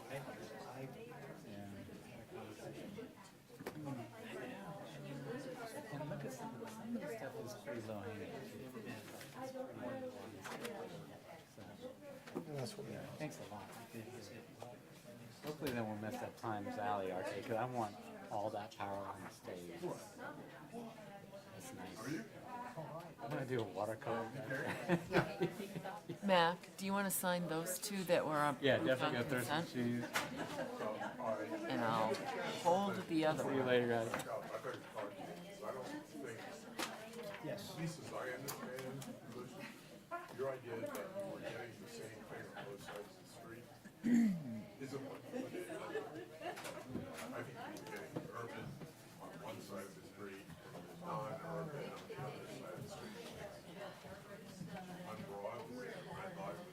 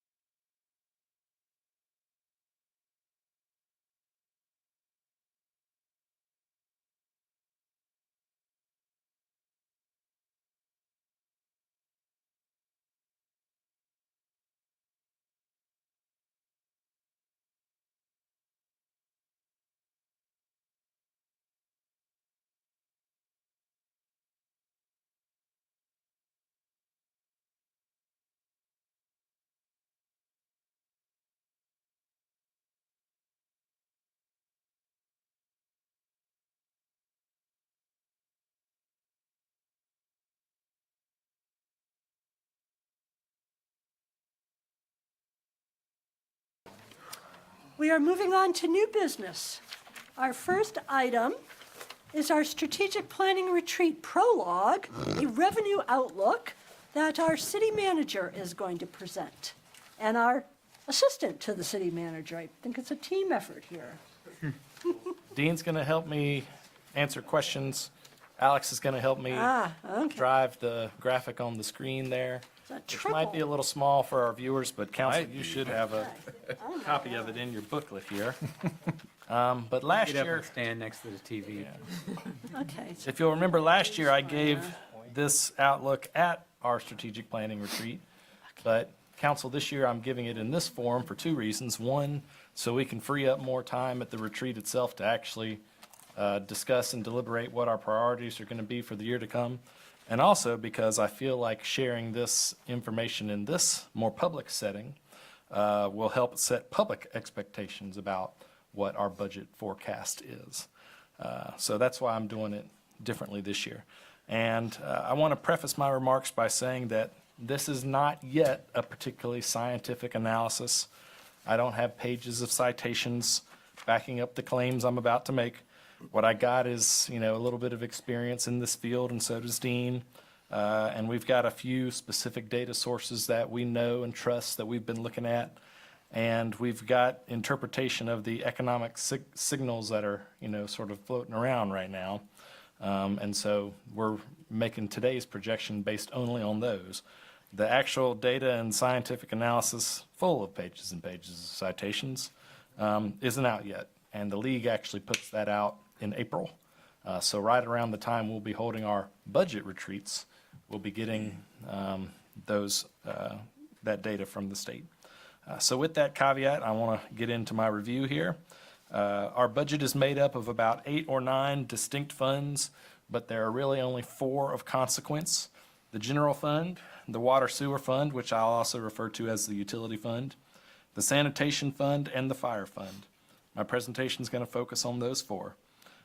First, the general fund. As you can see on the table on the screen, the vast majority of our revenue comes from 2 sources, the property tax and the sales tax. Growth in the property tax revenue comes from one thing we can control, the rate, and one thing we can't control, and that is growth in the property tax base. Last year, we made a change to the thing we can control, raising the rate 3 cents. And I suspect, based on that criteria that I listed earlier, that there will be a small, as in 4% or less, growth in the property tax base this year, which will translate into a small growth in our revenues. The most reliable source of data we have that I base my assumption on is the county's building permit summary, which they sent to us a few weeks ago. That report indicates that there was about $60 million in construction value performed in the city in 2023. So folks did renovation or construction projects worth about $60 million. And that doesn't equate exactly to a new tax value, but it's a decent bellwether. The additional revenue from $60 million in extra value is about $290,000, or at our current millage rate, or at about 2.5% of our budget, so less than 4%. With sales tax, pivoting to sales tax now, we can't control anything. The rates are set by the state, and if there's a local movement to raise them, it has to be led by the county.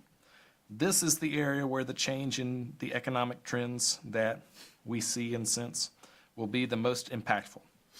For the last few years, growth in sales tax collections has been through the roof, unprecedented. I'm talking 8, 9, 10% year over year. And we've all heard folks speculate as to why. Different spending habits that were inspired by the pandemic, more people traveling to outdoor destinations, stimulus money in people's pockets. And I think that all those contributed, but I also think some more salacious reasons contributed as well, namely that inflation was bumping up the prices of things, and thus the amount of sales tax that was collected was also going up. But whichever reason you choose, the trends are returning to normal. Inflation has stabilized, stimulus checks are running out, people are returning to life as normal.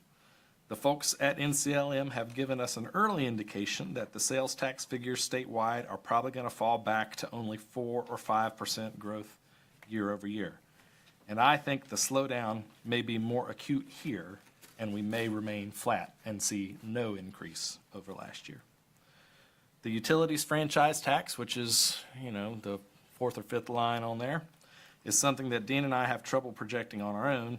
We actually need the league's document that doesn't come out till April to inform us on that one, but we've observed no shocks or significant changes that would alter that amount in any notable way. Investment earnings, of course, are influenced by interest rates, and they've gone from being nothing, literally tens of dollars of revenue 3 years ago, back to hundreds of thousands of dollars of revenue for us as interest rates increased. And the Fed has indicated that they may consider lowering the interest rates in the year to come. So the growth in that area has probably stopped, but I can't imagine that the interest rate is going to fall by much if it falls at all. And so I think we can continue to count on this as a secure source of revenue for the foreseeable future. Next on the list, ABC revenues that are based on sales at our ABC store. So they'll probably keep inching up. The teetotaler in me kind of wishes they'd inch back down, but if you'll recall, the ABC folks came to us with a revised funding proposal last year.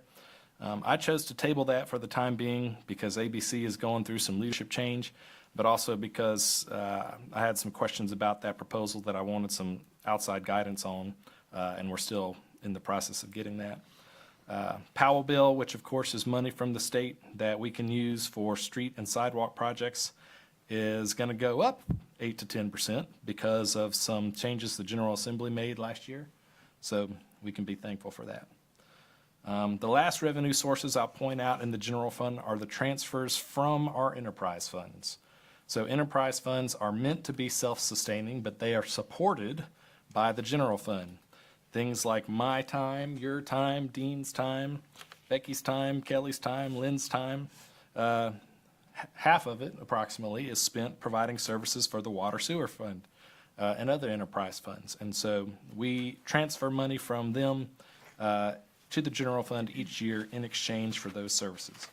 The numbers were based on estimates of the value of our various hours and other services that we provide, minus any discount that the council voluntarily gave, like you did last year with the water sewer fund, which was charged $150,000 less than the year before that. But I think it's time for staff, before we bring you the actual budget proposal in the months to come, to do a little more work and make sure that the numbers are accurate and that the enterprise funds are actually reimbursing us for the full value of the service that we provide. I suspect that when we do that, the number will be higher, but I don't know that for sure. We'll find out here in the months to come. And if you're looking at your list and wondering why there's no transfer from the fire fund, it was because the county, who is our funding partner for the fire department, objected to reimbursing the general fund, and so it didn't happen. In the current year, the sanitation fund paid the general fund $75,000, but the general fund had to bail out the sanitation fund to the tune of $132,000, so it was a net loss for the general fund. Speaking of the fire fund, and Alex, if you can flip on down to the next page, please, sir. Fire departments are ordinarily part of a city's general fund, but we here in Transylvania County have a unique arrangement where we partner with Transylvania County to fund the Brevard Fire Department. Transylvania County funds 45% of our department's operating budget in exchange for us serving the Sylvan Valley 2 Rural Fire District. I have mixed feelings about the arrangement. Certainly less than 45% of our calls are from that district, so in that sense they underwrite us. But on the flip side, we must buy and operate equipment that we wouldn't otherwise in order to serve that rural area. So in that sense, the arrangement taxes us. The arrangement also gives them a kind of veto power over any possible service enhancements.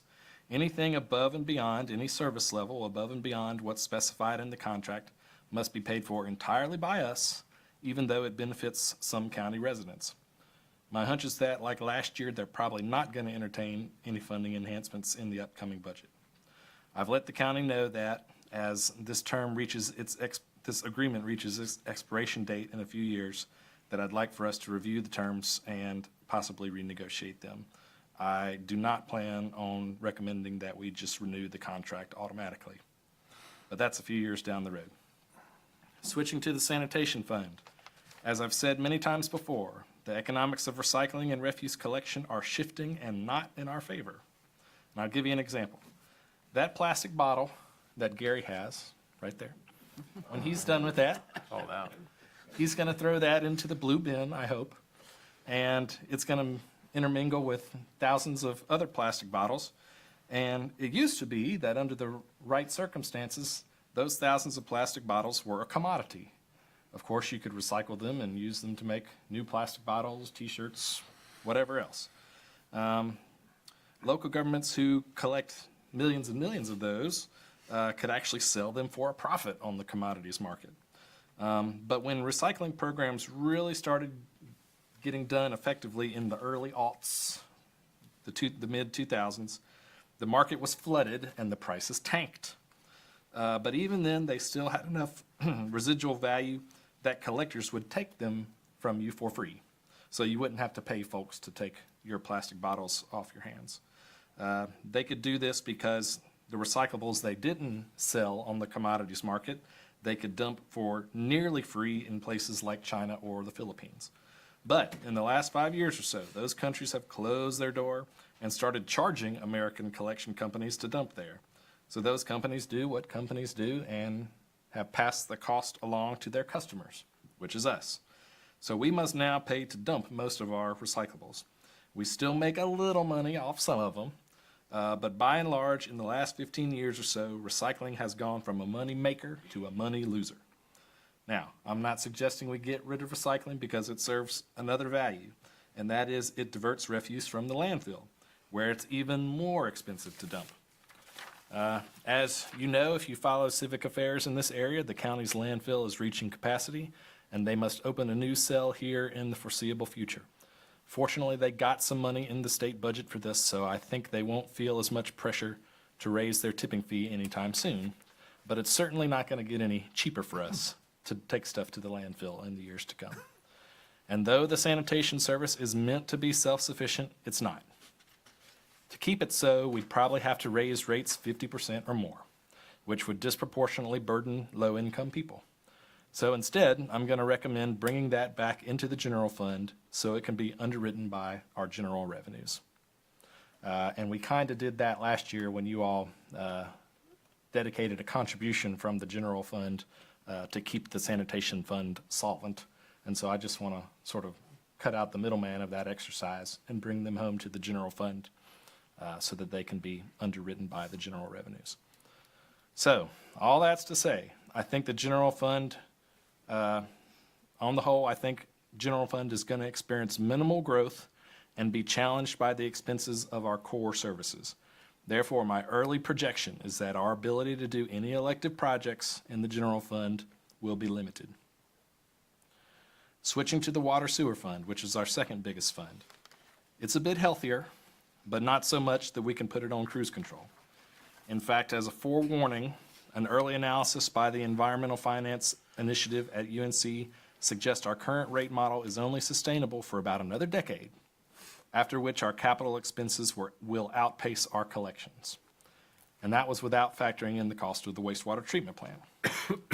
At the moment, however, our capital needs are being covered mostly by ARPA funds, and our rates are adequate enough to cover our operational expenses and put a little bit of money away. The pressure that the water sewer budget will see in the coming years are typical things like increases to employee health care and compensation, but also maintenance. Staff and I are meeting later this week to discuss our maintenance staffing model.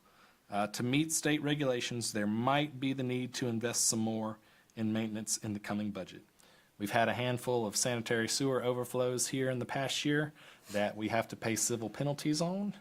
And so I would rather pay that money in the form of fixing the pipes rather than afterwards once they break. And so the cost of enhancing our maintenance service might be a need for additional funds in the water sewer budget this year. But with that said, by and large, this budget will be easier to balance in the general fund. All right. If you will please go down, Alex, to the last page. Potential areas for new or enhanced revenue. I've got potential areas for new and enhanced revenue for general, water sewer fund, and municipal service district, AKA Heart of Brevard. But since we're talking about water sewer, I'll start there. As I mentioned last year, and to the Public Works Committee a couple of times since then, our plant collects what I call high-strength waste from commercial and industrial customers in town. That waste taxes our treatment system and requires that we use extra chemicals. What I mentioned last year in concept, I'm probably going to recommend we implement this year, which is a high-strength waste surcharge. This will more fairly distribute the cost of treating high-strength waste to the folks who create it and free up some of our general revenues that we collect from the entire customer base to be socked away for future capital improvements. To the general fund. Here I list a couple of options that I'm probably going to propose depending on how the actual revenue projections turn out. These aren't going to solve any major revenue shortfalls, but they'll help. I want to draw attention particularly to the last line in the notes section of the solid waste fee row. Right now, we lose money on every special collection we perform. That's things like a couch or a TV or someone's moving out and they dump all their stuff on the curb. I think it's $50. But by the time we pay the crew to go scoop it up, pay the gas to drive it to the landfill, pay the tipping fee at the landfill, we're sometimes in it for a couple of $100. And so that's a money-losing endeavor for us, and I recommend that we up that fee to reflect the cost of providing that service. I'm not yet ready to recommend that we raise the flat regular monthly solid waste fee because, as I mentioned earlier, that has a disproportionate impact on low-income people. But even that, I think we need to talk about. That'll be a decision for you all. And finally, I'd like to draw attention to a revenue source that we haven't talked about since I've been here. And I don't know when the last time the city talked about it was, but that was the MSD tax, AKA the Heart of Brevard tax. So downtown properties within the Heart of Brevard district pay an additional 21.3 cents on their property tax, and that generates about $160,000 a year. We immediately pass it on to Heart of Brevard, and it funds their operation. And that's why I gave you the contract earlier, because you can read how the money is exchanged in that document. We also make an additional approximately $39,000 contribution to Heart of Brevard from general tax revenues. But anyway, 21.3 cents additional millage rate for downtown properties. And that is average. At the moment, the latest information I read was that Hendersonville's is 21, Waynesville's is 19. My hometown of Lexington, which isn't really in our region, but is kind of close, is 20. And so our pretty average. You know, you can look at bigger cities like Wilmington and Winston-Salem and Charlotte, and they're all under 10 cents. But that's because their districts have, you know, in Charlotte, you got the Bank of America Tower, which is worth $1 billion. And so you don't need to charge 21 extra cents on it because you make enough revenue as it is. But for small towns, our rate currently is about average. And so changing that would, you know, make us an outlier and take us out of the average sort of tier. But I think it's something we ought to consider, particularly since, as we've discovered this evening, there are a lot of needs downtown that are going to require funding. So that's all I got to say for now. I hope that that gives you enough information so that you can feel comfortable making your priority decisions 10 days from now at our strategic planning retreat. And when we meet to actually deliberate the budget in April, we'll have some more detailed information on these revenue projections for you. That's it. All right, thank you, Mr. Manager. Council, are there any questions? Mr. Morrow? No. Any questions? Thanks. Ms. Holder? No, Mr. Wise? I want to thank you for that, because when I read this weekend, I got confused. So this was a big help. Thank you. Mr. Baker? Yeah, I just want to thank Dean and Wilson and everybody else that worked on this. I know these things aren't easy to project, but I do think it helps us as we head into the strategic planning session and also, of course, the budget. Understanding these trends and just the big picture of on the revenue side is hugely important. So I know it was maybe the facilitator's suggestion that we do this early, but I think it's a good thing to sort of set the table for our discussion to come. So thanks. Mr. Daniel? I have no comments, questions. Okay. Thank you, Mr. Manager. Moving on to our next item. Approve the Housing Trust Fund allocation and Minnie Brooks Act exemption for Development Finance Initiative Phase 2 work. And I believe that is, again, our city manager. Yes, ma'am. I'll preface my comments by saying that this sounds immodest, but if anyone's an authority on this issue, it's me. And so if you want to know the up-to-date information on the status of this project, please call, email, or visit me, and I'll be happy to fill you in. And so what I'm asking the council to do today is to approve the Housing Committee's recommendation that we allocate $50,000 from the Housing Trust Fund, which currently sits at $450,000 or $550,000. Approximately $400,000 in cash to spend on professional services to assess the developability of the property. So if there are wildlife constraints or if there are topography constraints, we want the professionals to tell us what they are. And so that's what this money will go for. I'm also asking the council to declare this project exempt from the Brooks Procurement Act. What that means is we take advantage of an exception that's in the North Carolina state statutes to procurement requirements that require us to do a qualification-based selection for professional services like the ones we're going to use here, and essentially let us pick the folks we want to use. And so we're only allowed to use that on projects of less than $50,000. And so this one is eligible. So the resolution that I'm asking you to approve will do both those things. Allocate $50,000 for professional services, declare this project exempt from procurement requirements. Do I have a motion to approve the resolution? So move. Do I have a second? Second. Okay. We'll open it for discussion. Mr. Morrow? This project it's essential to have this to make this project work. And so thank you for moving it forward. Mr. Baker? Yeah, I think obviously we've been discussing our work with DFI for a little while now, and the housing is stated the top priority of the city in last year's budget and at our strategic planning sessions. So I think, as a next step, this is absolutely the right thing to do, to study the property and learn what we can do to help housing with it. Mr. Daniel?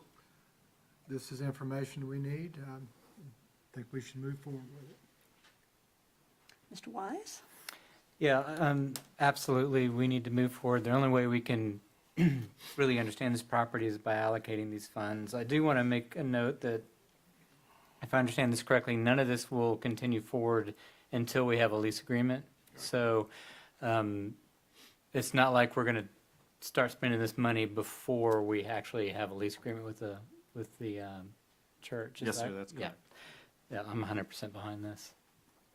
Ms. Holder? with that clarification, I don't have any questions. We have a motion and a second. All in favor? Aye. Opposed? Motion passes. All right, our next item is the AARP Age-Friendly Communities designation. And on this one, I will present the facts to council. You have the staff report that's in there. Back in May, the Governor Cooper enrolled North Carolina into the AARP network of age-friendly states and communities, and has encouraged municipalities and counties to, again, pursue this designation. This is a program that helps us really look at, sort of put an age-friendly lens as we look at development, especially when you keep in mind that we have the demographics here of being one of the oldest counties in the state. I think the median age is 53 or 54. So a significant portion of the people that we are responsible for as elected officials really fall into that senior citizen category. And the demographics show that that's going to continue to increase. And so what does it really mean? It means that you look at 8 domains of livability. And these should sound very, very familiar. Housing, what did we just talk about? Transportation, outdoor spaces and buildings. I mean, we just heard about a walkability, trip hazards. Health services and community support, social participation, respect and social inclusion, communication and information, and civic participation and employment. And when I looked at these, the thing that jumped out at me is they align almost perfectly with the goals that we have in our comprehensive land use plan. I mean, you can track back and forth between the two. So it's not something new.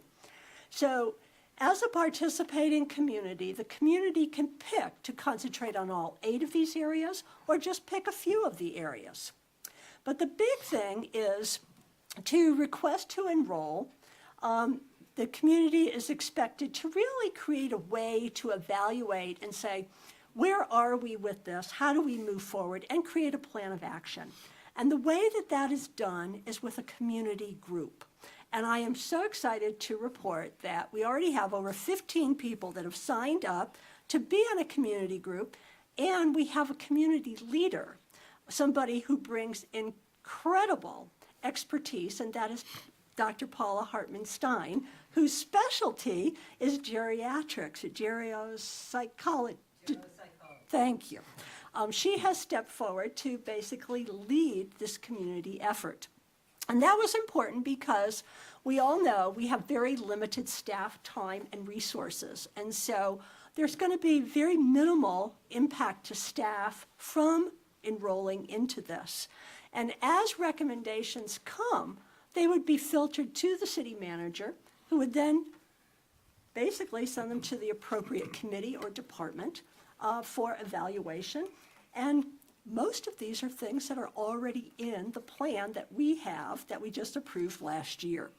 So how do we enroll in this? Well, to enroll in this, you have to have an application, and with that application, there needs to be a resolution of support from City Council. And so tonight, what I am asking is that City Council approve the resolution, which is in your packet, to designate us as an age-friendly community, and that will then allow us to put in our formal application to AARP to get that designation and then to start working with our community group. And my last point that I just want to make is this originated with the community.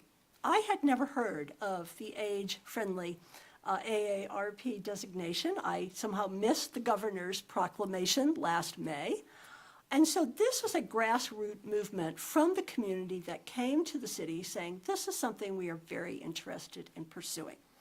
So with that, I am going to... Madam Mayor, I believe in light of the fact that you are a proponent of this, and as in your role as mayor, you do not need to be taking sides unless given that designation. Either the chair needs to be passed to one of the members of council, or in the alternative, none of the members of council want to become the chair and preside over this issue. the council can make a motion to suspend the rules to allow you to maintain, provided you don't participate in the debate, that you maintain your position as mayor. And so I would, if that is the case, I would recommend that that motion be made to suspend the rules for this purpose at this time, to allow the mayor to retain her chair while this debate is going on. So move. Is there a second? Second. All in favor? Aye. Aye. Opposed? Thank you. Then I will call for a motion to approve the resolution of support. Do I So have a moved. motion? Do I have a second? Second. Any discussion? Mr. Morrow? You know, it is, and thank you all for being here tonight.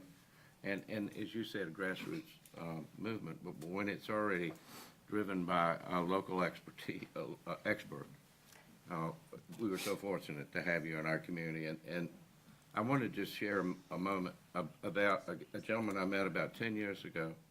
And you all know we have the acoustic property here. His name was McMahon, but he had more money than most. He was a gentleman who came up with time sharing, the concept of time sharing. So I think he bought and traded hotel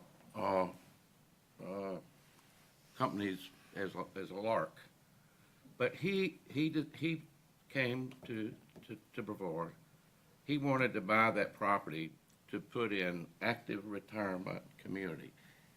As the very first, he wanted it as because he had identified in his own research what an amazing community and a retirement community that was already here being active because of the music center, because of Brevard College, and the location itself. He was going to build 55 units across the country, and he was in his 80s.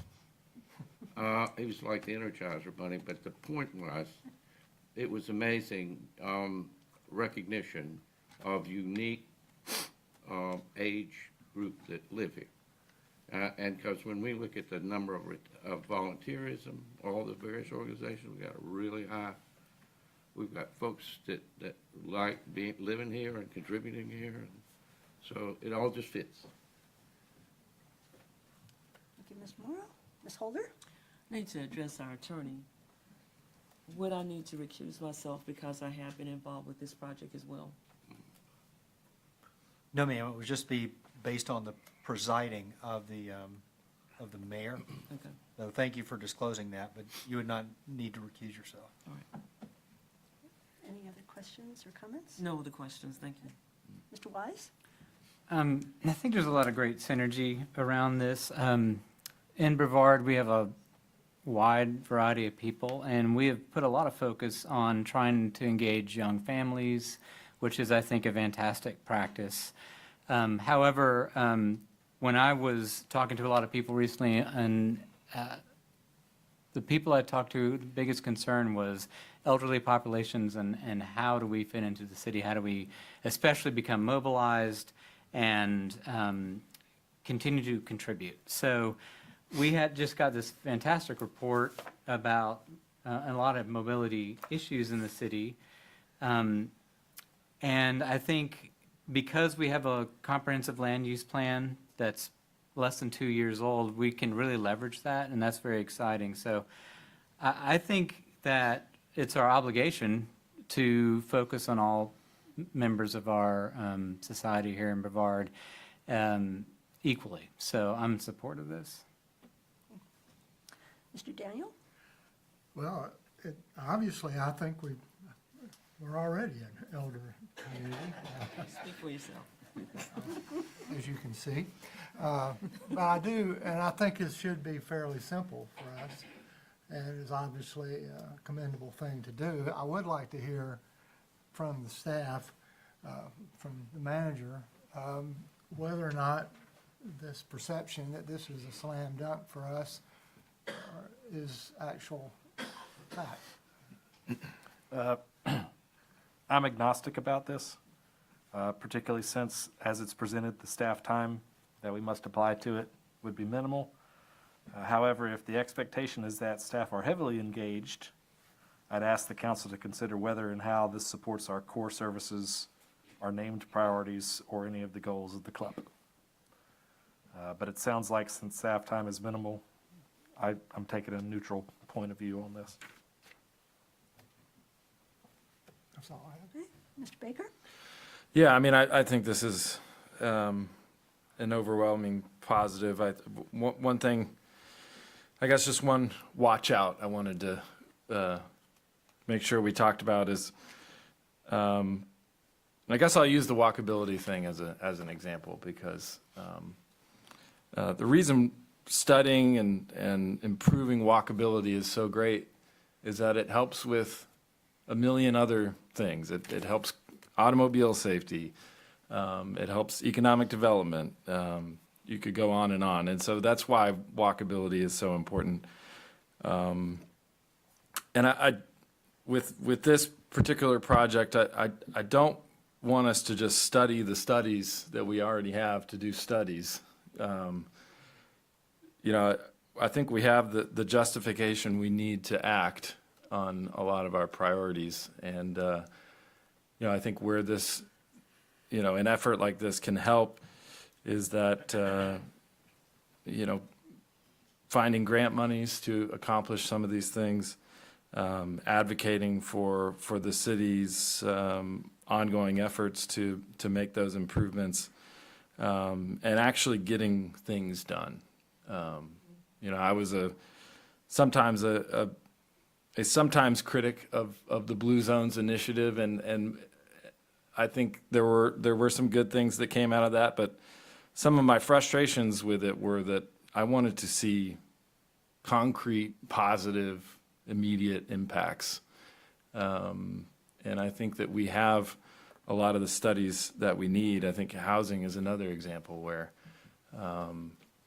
we no longer need to study whether housing is an issue in Brevard.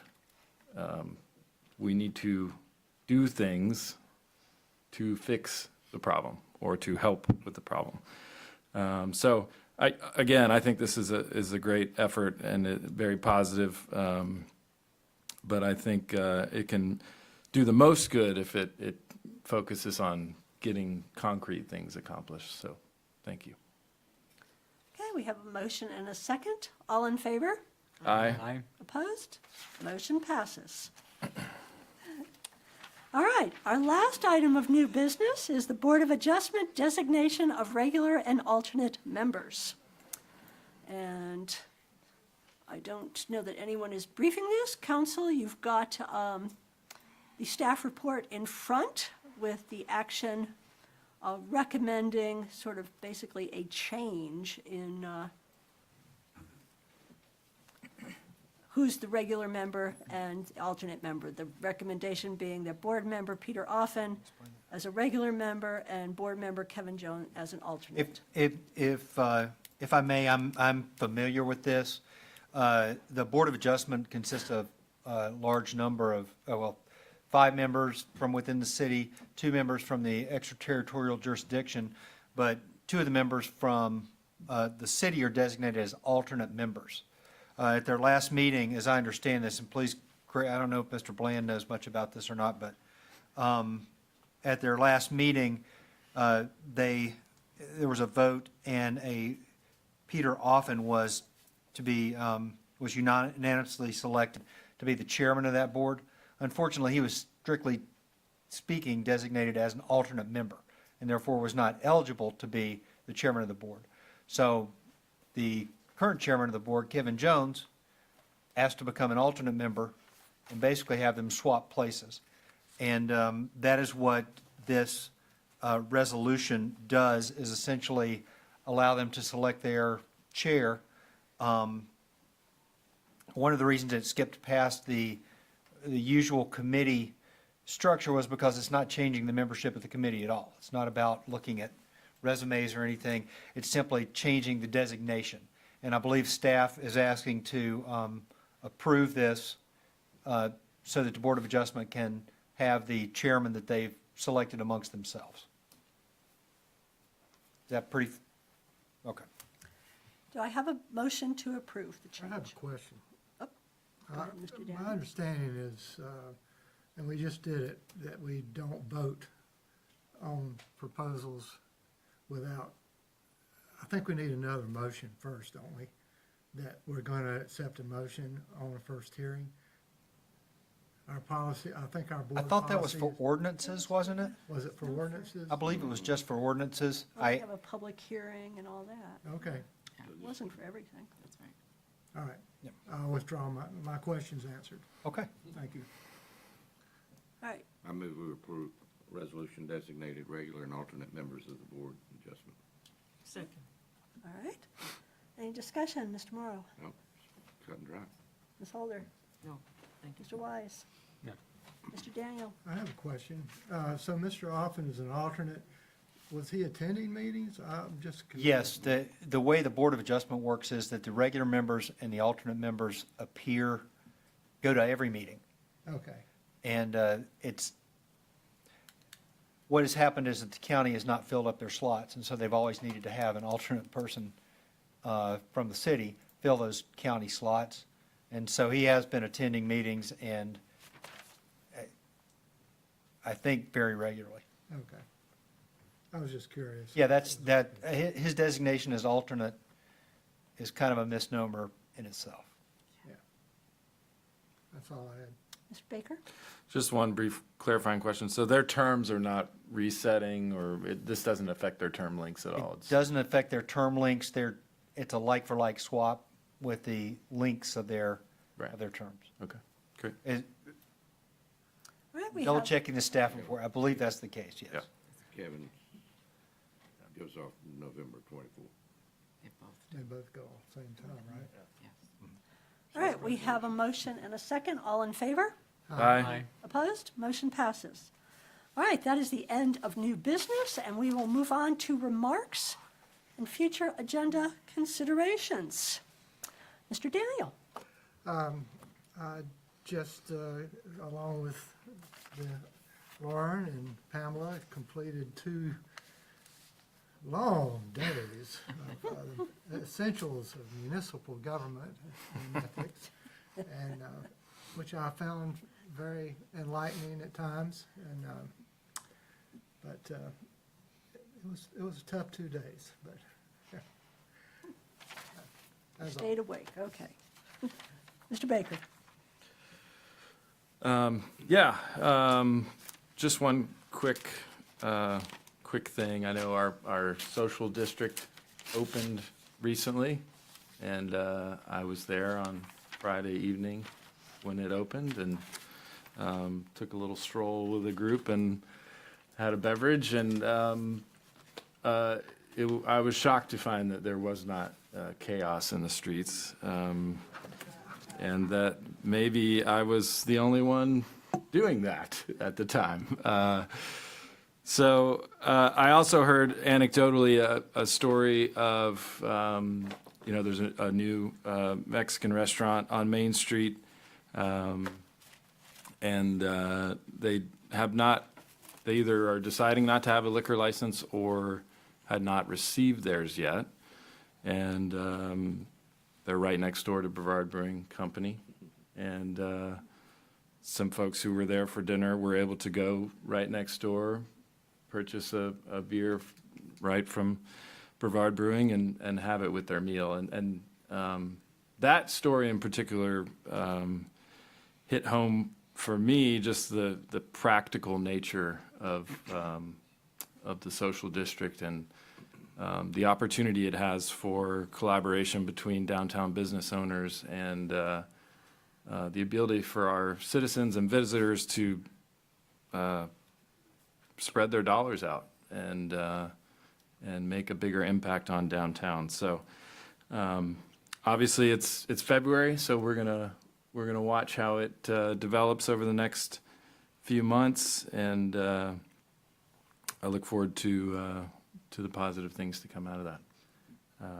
And I think those are all my comments. Mr. Wise?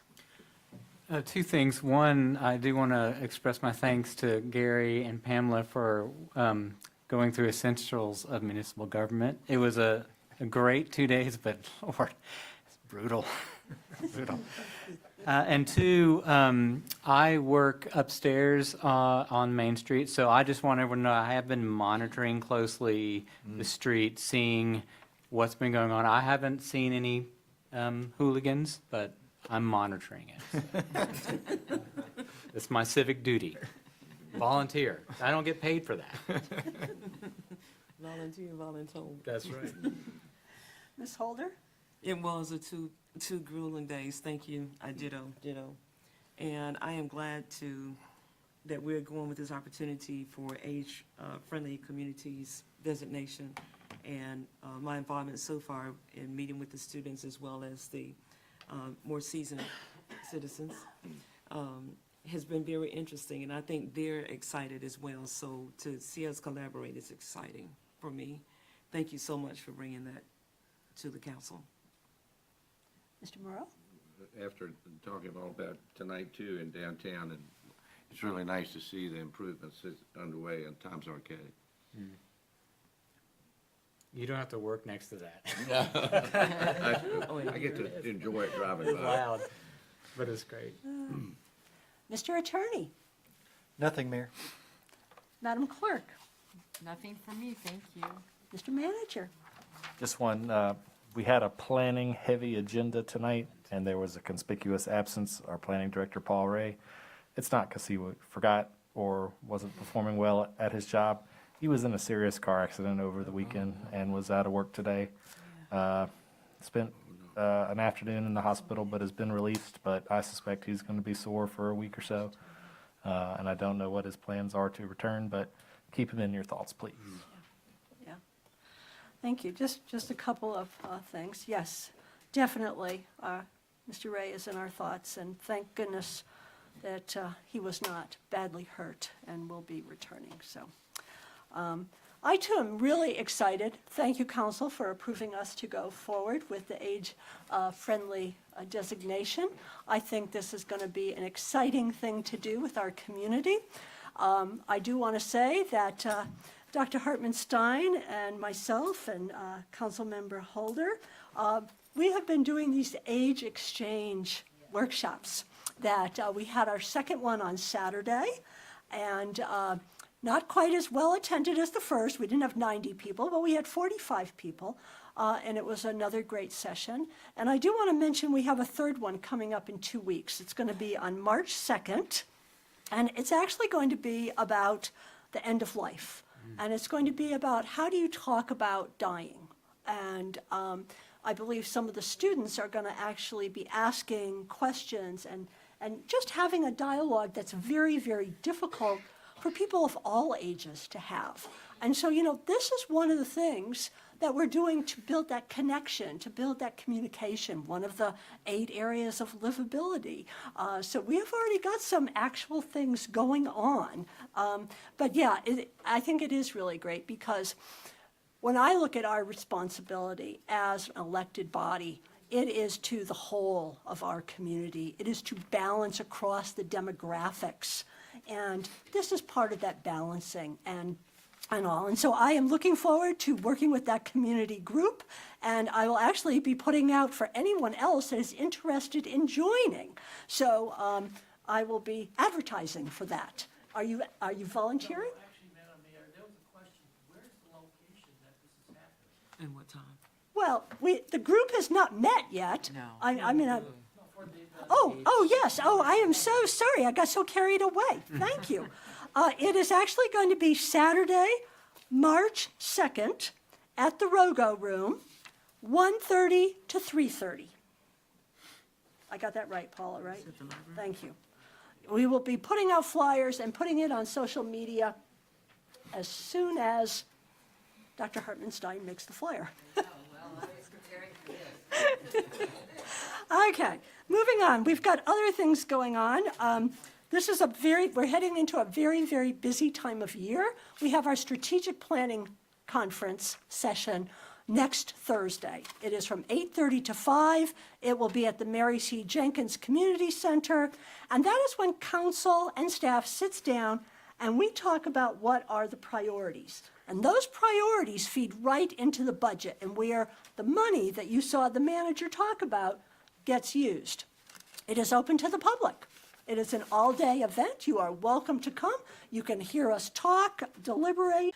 We also are opening applications for our community garden, one of our AARP-funded initiatives. And those applications are available online, and you can pick one up here. We're going to have an article in the paper, I hope this week. We already sent it to the paper, John. But that also is coming up, because I know a lot of people are very anxious in March to get that going. But again, just something for the community that we like to do. A reminder that we've got early voting going on, so please all do your civic duty and vote. And then finally, we have Meet the Mayor, which is this Thursday, 11:30 to 1:30 at Mary C. Jenkins. This is your opportunity to come ask me anything you want. If you want to ask me about the status of the Presbyterian land and that project, I am happy to go in detail on that. You can bring a sandwich, you can bring lunch, you don't have to. It's very informal. But we actually go through all of the different areas, different questions, any concerns that people have. I will have the latest information. And if I don't have it right then, what I do is I make a video and I put an answer out to anything that I was not able to answer. So for people that raised concerns tonight that you don't feel like you're getting information, think about the forums that you have where you can directly come and ask for that information and get the latest feedback. So with that, I think we are ready to adjourn. Do I have a motion? So moved. Second. All in favor? Aye. We are adjourned. Thank you all. Aaron. Uh-oh. And also,